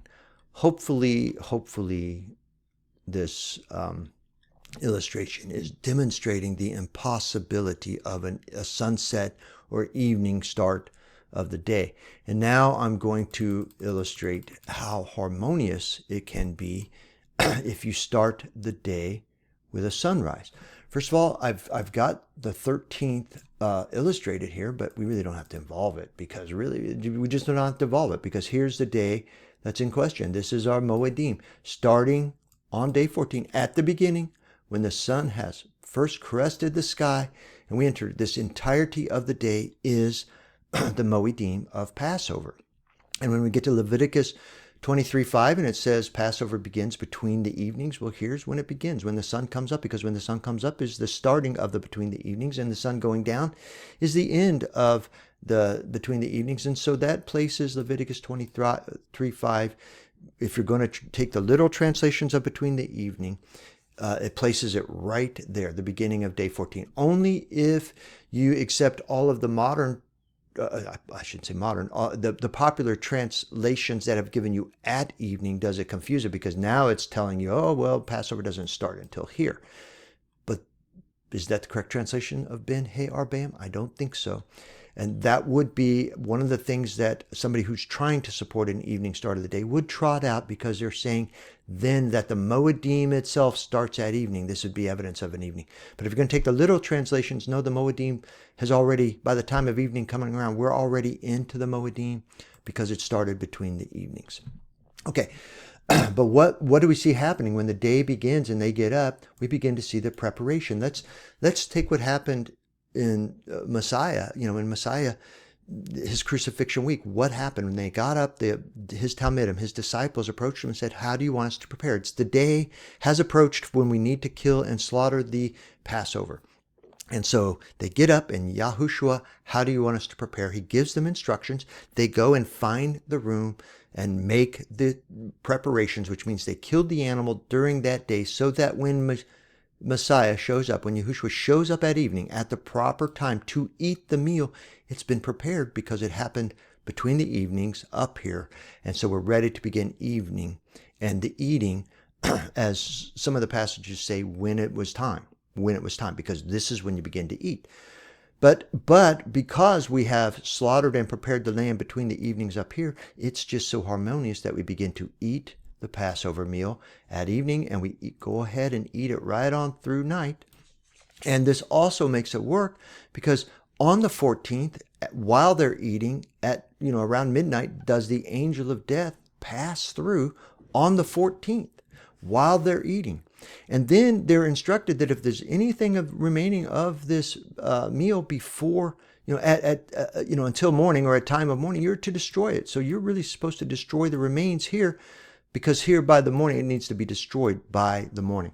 The entirety of this event is all nice and neat and appropriate on the 14th day, which also then makes room for the beginning of the Feast of Unleavened Bread, because this is the feast. I didn't put it here. I should have. This is the Feast of Passover, if you're going to say it that way. But the 15th begins the Feast of Unleavened Bread. Having destroyed the remains and gone through the last part of the 14th, then we are ready for the beginning of the Feast of Unleavened Bread, which begins with the sun rising. And then also that next day after they ate, when they make their exodus, and which is what this is commemorating, they make their exodus. It nice and neatly fits on the 15th where it belongs. And then, so this is the Feast of Unleavened Bread, and it runs all the way through the 15th, through the 16th, through the 17th, through the 18th, through the 19th, through the 20th, and then through the 21st. So here's the Feast of Unleavened Bread, which is also a Sabbath, and it lasts the entirety of this day. I'm going to go back just for a moment, because if we start the day in the evening, we still have to account for day 21 beginning here at evening, but it still belongs in the Feast of Unleavened Bread, which is a 7-day feast. If you add Passover, the Feast of Passover, the Moedim of Passover, to the 7-day Moedim of the Feast of Unleavened Bread, you have 8 days of Moedim back to back, a 1-day Moedim, a 7-day Moedim. And then when we get to the passages in Exodus where it's saying, okay, so you begin to eat unleavened bread. Well, when do you begin to eat unleavened bread? You eat it the first time on day 14 as you prepared this meal, because this meal is eaten with unleavened bread. So the first time you're eating unleavened bread is not on the Feast of Unleavened Bread. The first time you're eating unleavened bread is on the Feast of Passover. But then we begin the Feast of Unleavened Bread, and we eat unleavened bread for 7 days on the Feast of Passover, or Feast of Unleavened Bread, all the way down here. But if we go to the passage, it says you are to eat unleavened bread from the evening on the 14th, which is true, which is on Passover. You're to eat unleavened bread until the evening of the 21st. Where does that put us? It puts us right here. So we successfully, in a sunrise start of the day, we enter our 7th day of unleavened bread, eating unleavened bread throughout the day. We continue to eat unleavened bread as we're supposed to. But the requirement to eat unleavened bread ends with evening time on this 7th day. So the entirety of the 7th day remains, the entirety of this day remains the 7th day of that Moedim, from sunrise to through the morning. The entirety of it remains the Sabbath and day 21, but only half of it do we have the requirement to eat unleavened bread, because from here forward, the requirement ends. But the day doesn't end. The requirement for Sabbath doesn't end at evening, but the requirement to quit eating unleavened bread ends here. And that's all that passage says, that you are to eat unleavened bread from the evening of the 14th to the evening of the 21st, which is 8 days. 8 separate days you are eating unleavened bread.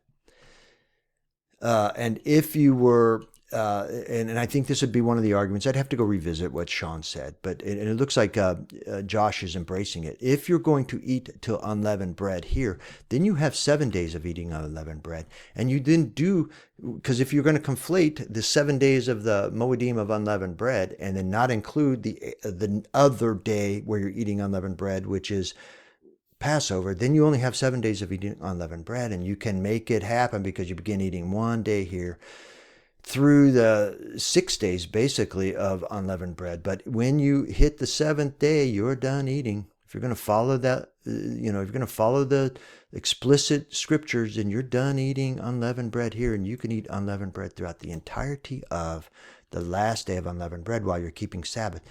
That doesn't really make sense either. Okay. Let's move off. Okay, let's again return to his video.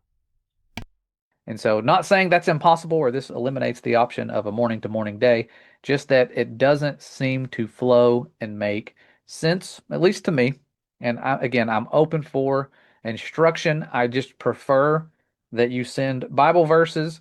And so, days both ending and beginning at evening is what I believe.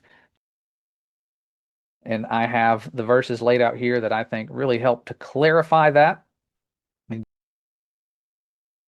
Okay, I can't remember if he approaches it again in his columns, but he does present some of his scriptures. He just stated that he believes that the day starts in the evening and ends in the evening, something like that. And then these are the verses that he's using as his underpinning for that position. Well, let's visit them again quickly. Let's hear. He gives us first Exodus 12:18 through 20, and he gives us the Septuagint. Let me give me a second here. Okay, I moved that point of his video into the screen print again so that I can make marks on it and comments to it. So the first thing he gives us is Exodus 12:18 through 20, and he's given it to us in the Septuagint. And this is how it reads: beginning the 14th day of the first month, ye shall eat unleavened bread from evening till the 21st day of the month, till evening. Well, he's offering this as an evidence of a start of a day, but again, and then suggesting that the start of the start of the Moedim coincides with the eating of unleavened bread. But that's not what the scriptures say. The starting of the Moedim starts with the start of the day, and if it starts at sunrise, it still starts there at the beginning of that day. But just to be clear, what is he talking about? He needs to understand that this passage is talking about beginning on the 14th day. Ye shall eat unleavened bread from the evening on the 14th till the 21st day of the month at evening. If you conflate 14 through 21, those are 8 days. We have conflated two Moedim. We have the Moedim of Passover, and we have the Moedim, a 7-day Moedim of the Feast of Unleavened Bread. And if you count from the evening of the 14th through the evening of the 21st, you have 8 days of eating unleavened bread. And that is correct. It is correct, because we're not talking about the length or the start of the day or the length of the Moedim. We are talking about the period of time that you are eating unleavened bread. And the first time that you are eating unleavened bread is evening of the 14th day, which is Passover. It's the first time you're eating unleavened bread. And then you continue to eat unleavened bread on the first day of the Feast of Unleavened Bread, right through the 7th day of the Feast of Unleavened Bread. And then the requirement to eat unleavened bread ends at evening on the 21st day. Even though the entirety of the 21st day stays Sabbath and the last day of the Moedim, the requirement to keep eating unleavened bread ends at evening on the 21st day. So what's critical here is that you understand that this is just a discussion of when you are to eat unleavened bread. That's all this is. It has nothing to do with the start and end of a day or even the start and end of the Moedim. And then we go on to Leviticus 11:24, and it reads like this: and for these shall be unclean, whoever touches the carcass of them shall be unclean until evening. This would be one of the passages that he's offering that suggests that the end of a day is even because that's how long you are declared unclean. That's just not, you're pulling it in too far, because if you started the day at sunrise and you were declared unclean until evening, it does not connote the end of the day. It just connotes how long you are unclean. So the only thing we're talking about in this passage has nothing to do with the start and end of a day. It has only to do with the period of time that you are considered unclean. Because on the 7th day, I don't know if this was the exact passage, but like on the one that he gave as an offering, on the 7th day, they do the activity. They wash their clothes, he bathes himself, and then he's declared clean at evening, or he's declared unclean until evening, which means he's declared clean at evening. Josh then pulls in that means that is the end of the day, and it just doesn't say that. It doesn't say that. And then he suggests that means that it's going into the 8th day, and then he pulls in reasons why that is meaningful, but it's not part of the passage. It's not part of the passage. Then he pulls us the Leviticus 23:5, but he's pulling out the King James, which is one of the popular translations that is translating Ben He Arbaim, which should be between the evenings, as at evening. And that would be one of the things you could use if you're going to pull out something as an even start of the day. That would be one of the most confusing things that somebody would have to overcome. But if you return it to between the evenings, as the literal translations do and as the Septuagint does, because he's not, he's gone back to the King James here. He didn't stay in the Septuagint. He went back to the King James, because if you went to the Septuagint, it says between the evenings. And if you go to between the evenings, then the start of that between the evenings would be the rising of the sun, which is the start of the day. And then it becomes harmonious. Only if you're going to embrace the popular translations, one of the popular translations, are you going to get confused with this? Or does it become problematic? But is this bad translation? I think it's bad translation. It certainly doesn't fit the literal translation, the literal scriptures, the literal translations that are going evening to evening. This just doesn't match what the literal translation is of Ben He Arbaim. Okay, then he goes on to Leviticus 23:32. It shall be a holy Sabbath to you. You shall humble your souls from the 9th day of the month. From evening to evening you shall keep your Sabbaths. Well, he's offering this as a evidence, a strong evidence that this last verse, ending the description of the Day of Atonement, where we're commanded to keep Sabbath from the 9th day, and because it says from evening to evening in the Greek and in the and then the Septuagint versions, if we're going to the Masoretic, it's going to say at evening and then from evening to evening. But in any of those, we have the introduction of the 9th day and a return to the 9th day. All of the discussion prior to this is the 10th day, and we're to humble ourselves, afflict ourselves, keep Sabbath on the 10th day, and only in the last verse do we introduce the 9th day, but we are literally introducing the 9th day. And if we weren't introducing the 9th day and starting in the evening on the 9th day, why aren't we just saying on the 10th day, from the 10th day, from evening, because that would be your start of the day? Why are we even saying day 9? Why wouldn't we just say from the 10th day, from evening to evening? In fact, if it had said from the 10th day, from evening to evening, that might have been a much stronger evidence for an evening start of the day, but they don't. They go back to the 9th day.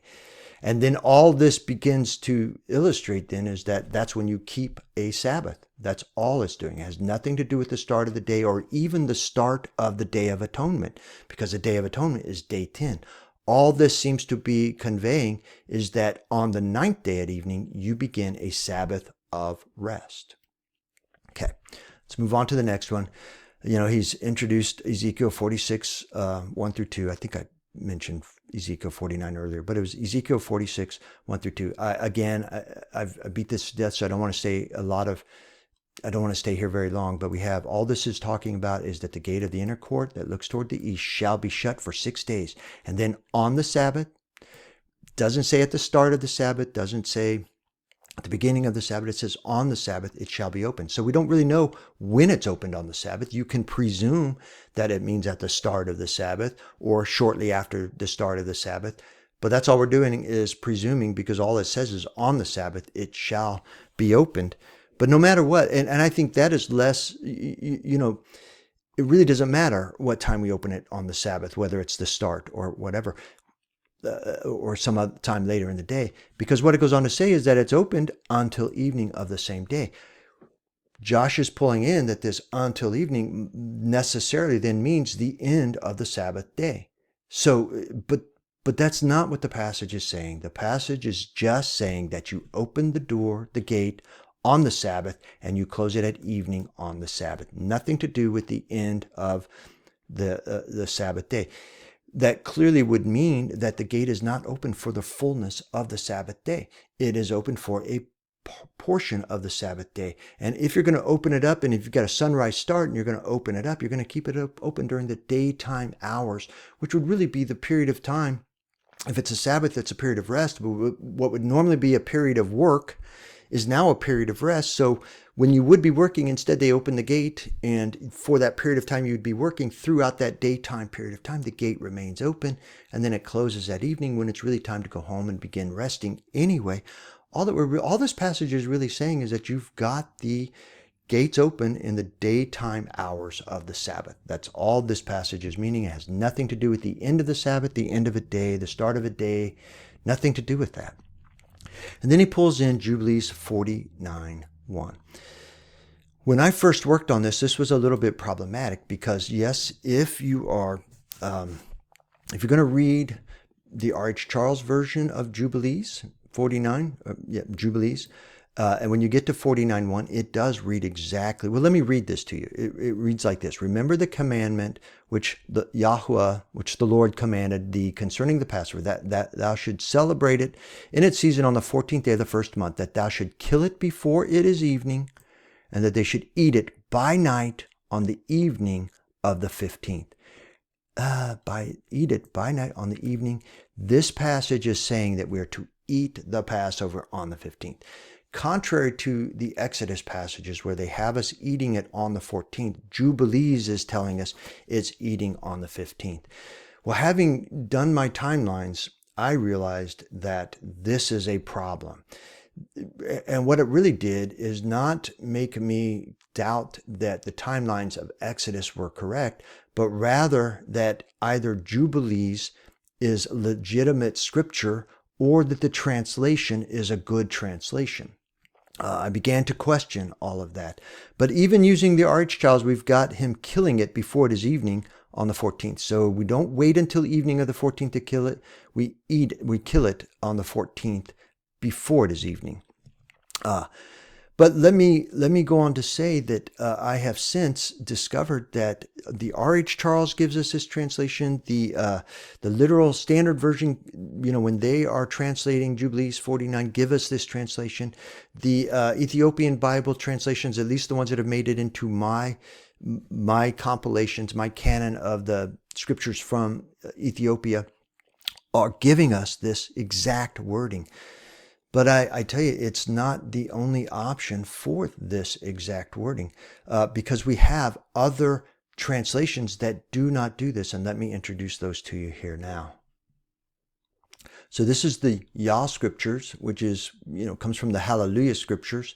And this is how they've rendered whatever manuscript they're reading from and translating from. This is how they've rendered it. And I don't know if I've said it earlier in this video or not. I've never been able to successfully find the underlying Hebrew so that I could test the words that they're translating.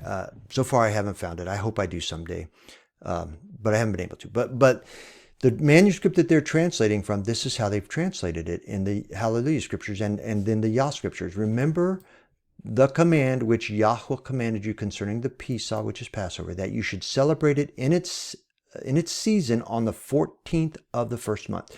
No question that Passover is to be celebrated on the 14th of the first month. And you should kill it before it is evening again, and that you should eat it by night in the evening from the time of the setting of the sun. And it does not go on to say anything about the 15th day. It just goes on to say, for on this night, the beginning of the festival and the beginning of joy, you were eating the Pesach in Mitzrayim, when all the powers of Mastema had been let loose to slay all the firstborn in the land of Mitzrayim, from the firstborn of Pharaoh to the firstborn of the captive female in the land. And so this night, this is asserting that this passing over of the angel of death needs to happen on this 14th night, on the 14th day. This is all about Passover. Okay, so no mention of the 15th day here, no confusing of that in the, as we get from the R.H. Charles and some of the other translations. So does the underlying Hebrew leave out the 15th? I don't know. Let me pull in another scripture here. This is called the RSTNE, which is the Restored Scriptures True Name Editions that they've put out. And I've already started commenting on here, but this is how they've rendered the manuscript that they were translating from. This is how they've remembered it. Remember the mitzvah which I, Yahweh, commanded you concerning the Passover. So what is mitzvah? That is, remember the command. So the mitzvah is the command. Remember the command which I, Yahweh, commanded you concerning the Pesach, that you should celebrate it in its season on the 14th of the first Kodesh, which is month, and that you should kill it before it is evening. Again, before it is evening. You're killing it between the twilights before it is evening, between the evenings, between the twilights.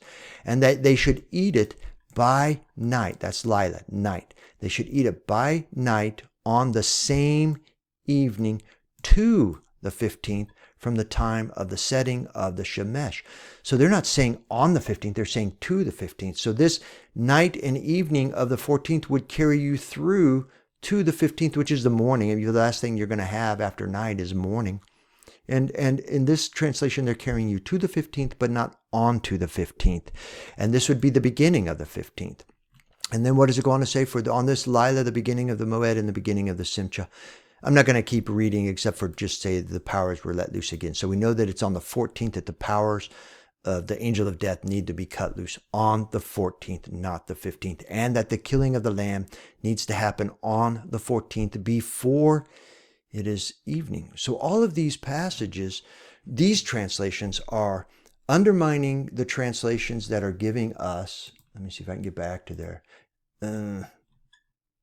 These translations are undermining the translations that are giving us on the evening of the 15th. They're undermining it, but they're returning us to possibility, because when you pull it out into the timelines, it now works again without errant translation. Okay, so let's return to his video once again. You guys can again add to this study, because the seventh day is important. It's something kind of like prayer. We do it often, and not as often as prayer, but at least once a week, you want to get it right. And we need to be unified in our quest to find truth on this, not divided. We are here being obviously, as his children, led to his truth about his creation and who we are. We need to really focus on putting him first. And okay, so I'm just going to agree with these sentiments. First of all, I agree with the sentiments that we ought to be doing this correctly as we can. And we don't really want to be divided over it, even though it does divide us. Because I can no longer try to celebrate my weekly Sabbath starting Friday evening. I started at sunrise on the seventh day. And I'm not going to, my Passover is going to be celebrated on the 14th and, as a memorial on the 14th, and the 15th will start my Feast of Unleavened Bread correctly. So we're not really able to, the sentiments are wonderful. And Josh, I hope you mean it. You are open to being challenged because hopefully I've successfully done that. And I just want to tell you that to whatever extent you want to share and discuss to help come to a meeting of the mind, I am all for. Whether you need to embrace new information to move your idea of the start of the day from the evening based upon the scriptures you've provided, or whether I am seeing it all wrong. It's possible I'm seeing it all wrong. But as I'm literally going deep. I am really going into what would be considered maybe not a hugely deep, but much deeper dive than I don't know of anybody else really going to, it would be rare that somebody's going deeper than I am into this. Although it could be gone into deeper. I know it can be pursued even further. But maybe my line of thought, my line of reasoning is just, I've got something that's glitching me and I need to be corrected. And so I'm game for discussions for this. Game for discussions. But I agree with the center. I appreciate Josh's declaration of wishing to stay humble in this. And I hope he does. What I mean by that, humble in the sense of teachability, because if you've already got your mind so made up that you cannot hear what I'm saying, then once again, it's just, there's no reason to be talking. If you're got your mind so made up that you cannot hear the challenges to the position, then that would be a bit of a problem. But I don't think that's what you're saying. You're saying, I wish to stay open to it. And if you've got information, and I hope you understand that I think I have introduced new information you need to be considering, and challenges to every one of your scriptures being offered as your evidences here. But I would like to have more community and common ground with those I do respect, which include you, Josh, and Steve Martin, and Sean, and even George, and some of these people. I just want community. I want commonality of understanding, so that we're not working on differing pieces of information. We need to figure this out. I personally think everybody's got such a closed mind. Everybody I've approached is so closed mind on the issue. They're not hearing the problems. I'm going to liken it to that. This video is long enough. Maybe I've done this already before, but I'm going to liken it to people who have been taught globe their whole life, but when they begin to be challenged with the impossibilities of the globe, they just can't hear it, and they won't hear it. They will not hear the challenge, so they will come up with things and gloss the problems so that they can support and just focus in on the things that they can support it. And the fact that the globe can't exist because it can't sustain itself is, that is more, that's more important than the perfectness of whatever model we're going to introduce, trying to explain away. Then if it's not the globe, what is it? And you begin to introduce models. The models that you introduce and how well you can make them work are less important than the fact that the model offered to us and given to us as undeniable proof is not sustainable. It's not supportable. Well, I'm going to say we've got the same thing going on here. Whether I have correctly replaced what is the problem is less important than the fact that I've identified the problems. If you're going to stay with an evening start of the day, it introduces impossibilities so that the evening start of the day stumbles upon itself. And that's more important. The fact that you can't start the day with a sunset is more important than what I would be replacing it with. Although I've offered some replacements, just like the flat earth community does when we're talking about cosmology of the earth. Okay. Let's continue. Going to him for our understandings. Please stop leaning on man for your understandings. I see so many people getting swept away with false teachings because they look at someone who's on YouTube or somewhere as having this knowledge that was just handed to them from the Most High. We need to be careful. Put your trust in him and his words. We're not here to prove each other right. We're here to prove his words are right. And when we do that, we see that the seventh day is a blessing to him. It's a blessing to us. And he tells us that even in Isaiah. It's about, as he says, choosing the things that please him, with the Sabbath being one of them. And even before the resurrection of his son, what does he say? I just so agree with that sentiment. Also the sons of the strangers that join themselves to the Lord to serve him and to love the name of Jehovah, to be his servants. Everyone that keepeth the Sabbath from polluting it and taketh hold of my covenant, even them will I bring to my holy mountain, and make them joyful in my house of prayer. Their burnt offerings and their sacrifices shall be accepted upon mine altar, for mine house shall be called a house of prayer for all people. That is powerful. He's not just the one who gathered a specific group of people with a specific bloodline.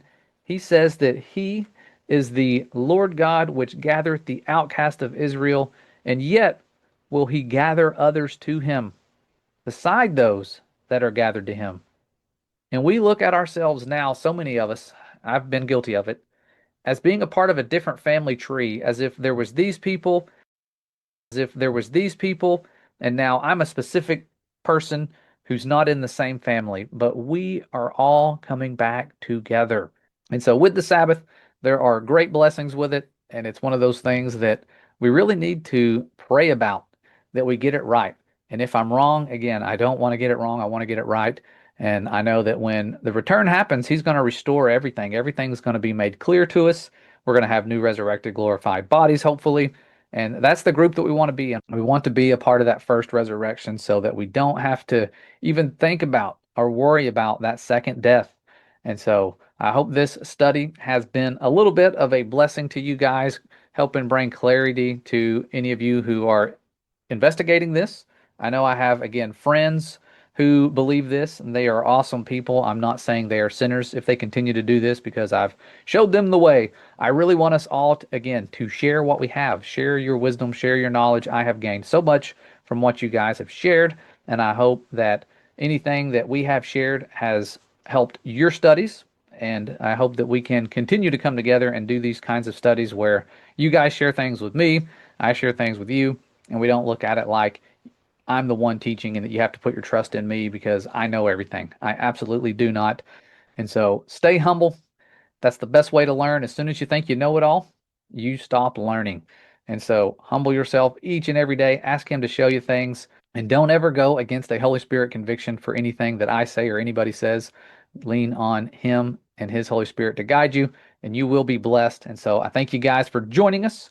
If you want to support our mission, you can become a supporter. Links are in the description, and all of our supporters are welcome to join our Sabbath fellowship studies as long as they remain humble. We have people with differing views, and it's a blessing to have them there when they are humble. And so that's it. You guys are beloved creations of the Most High.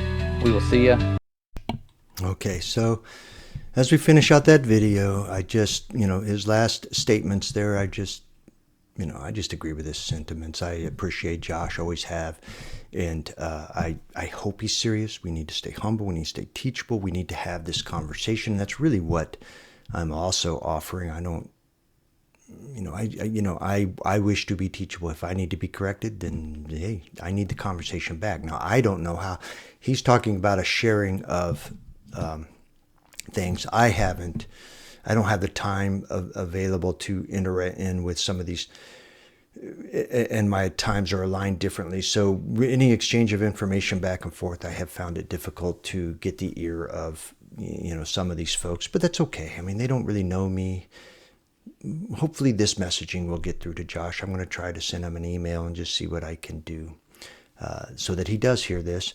And I want to give him a chance even before I publish this, just to, let him discuss with me. And if I need to take it down, if I need to be corrected, then I'm all for it. I just need to have that conversation with somebody.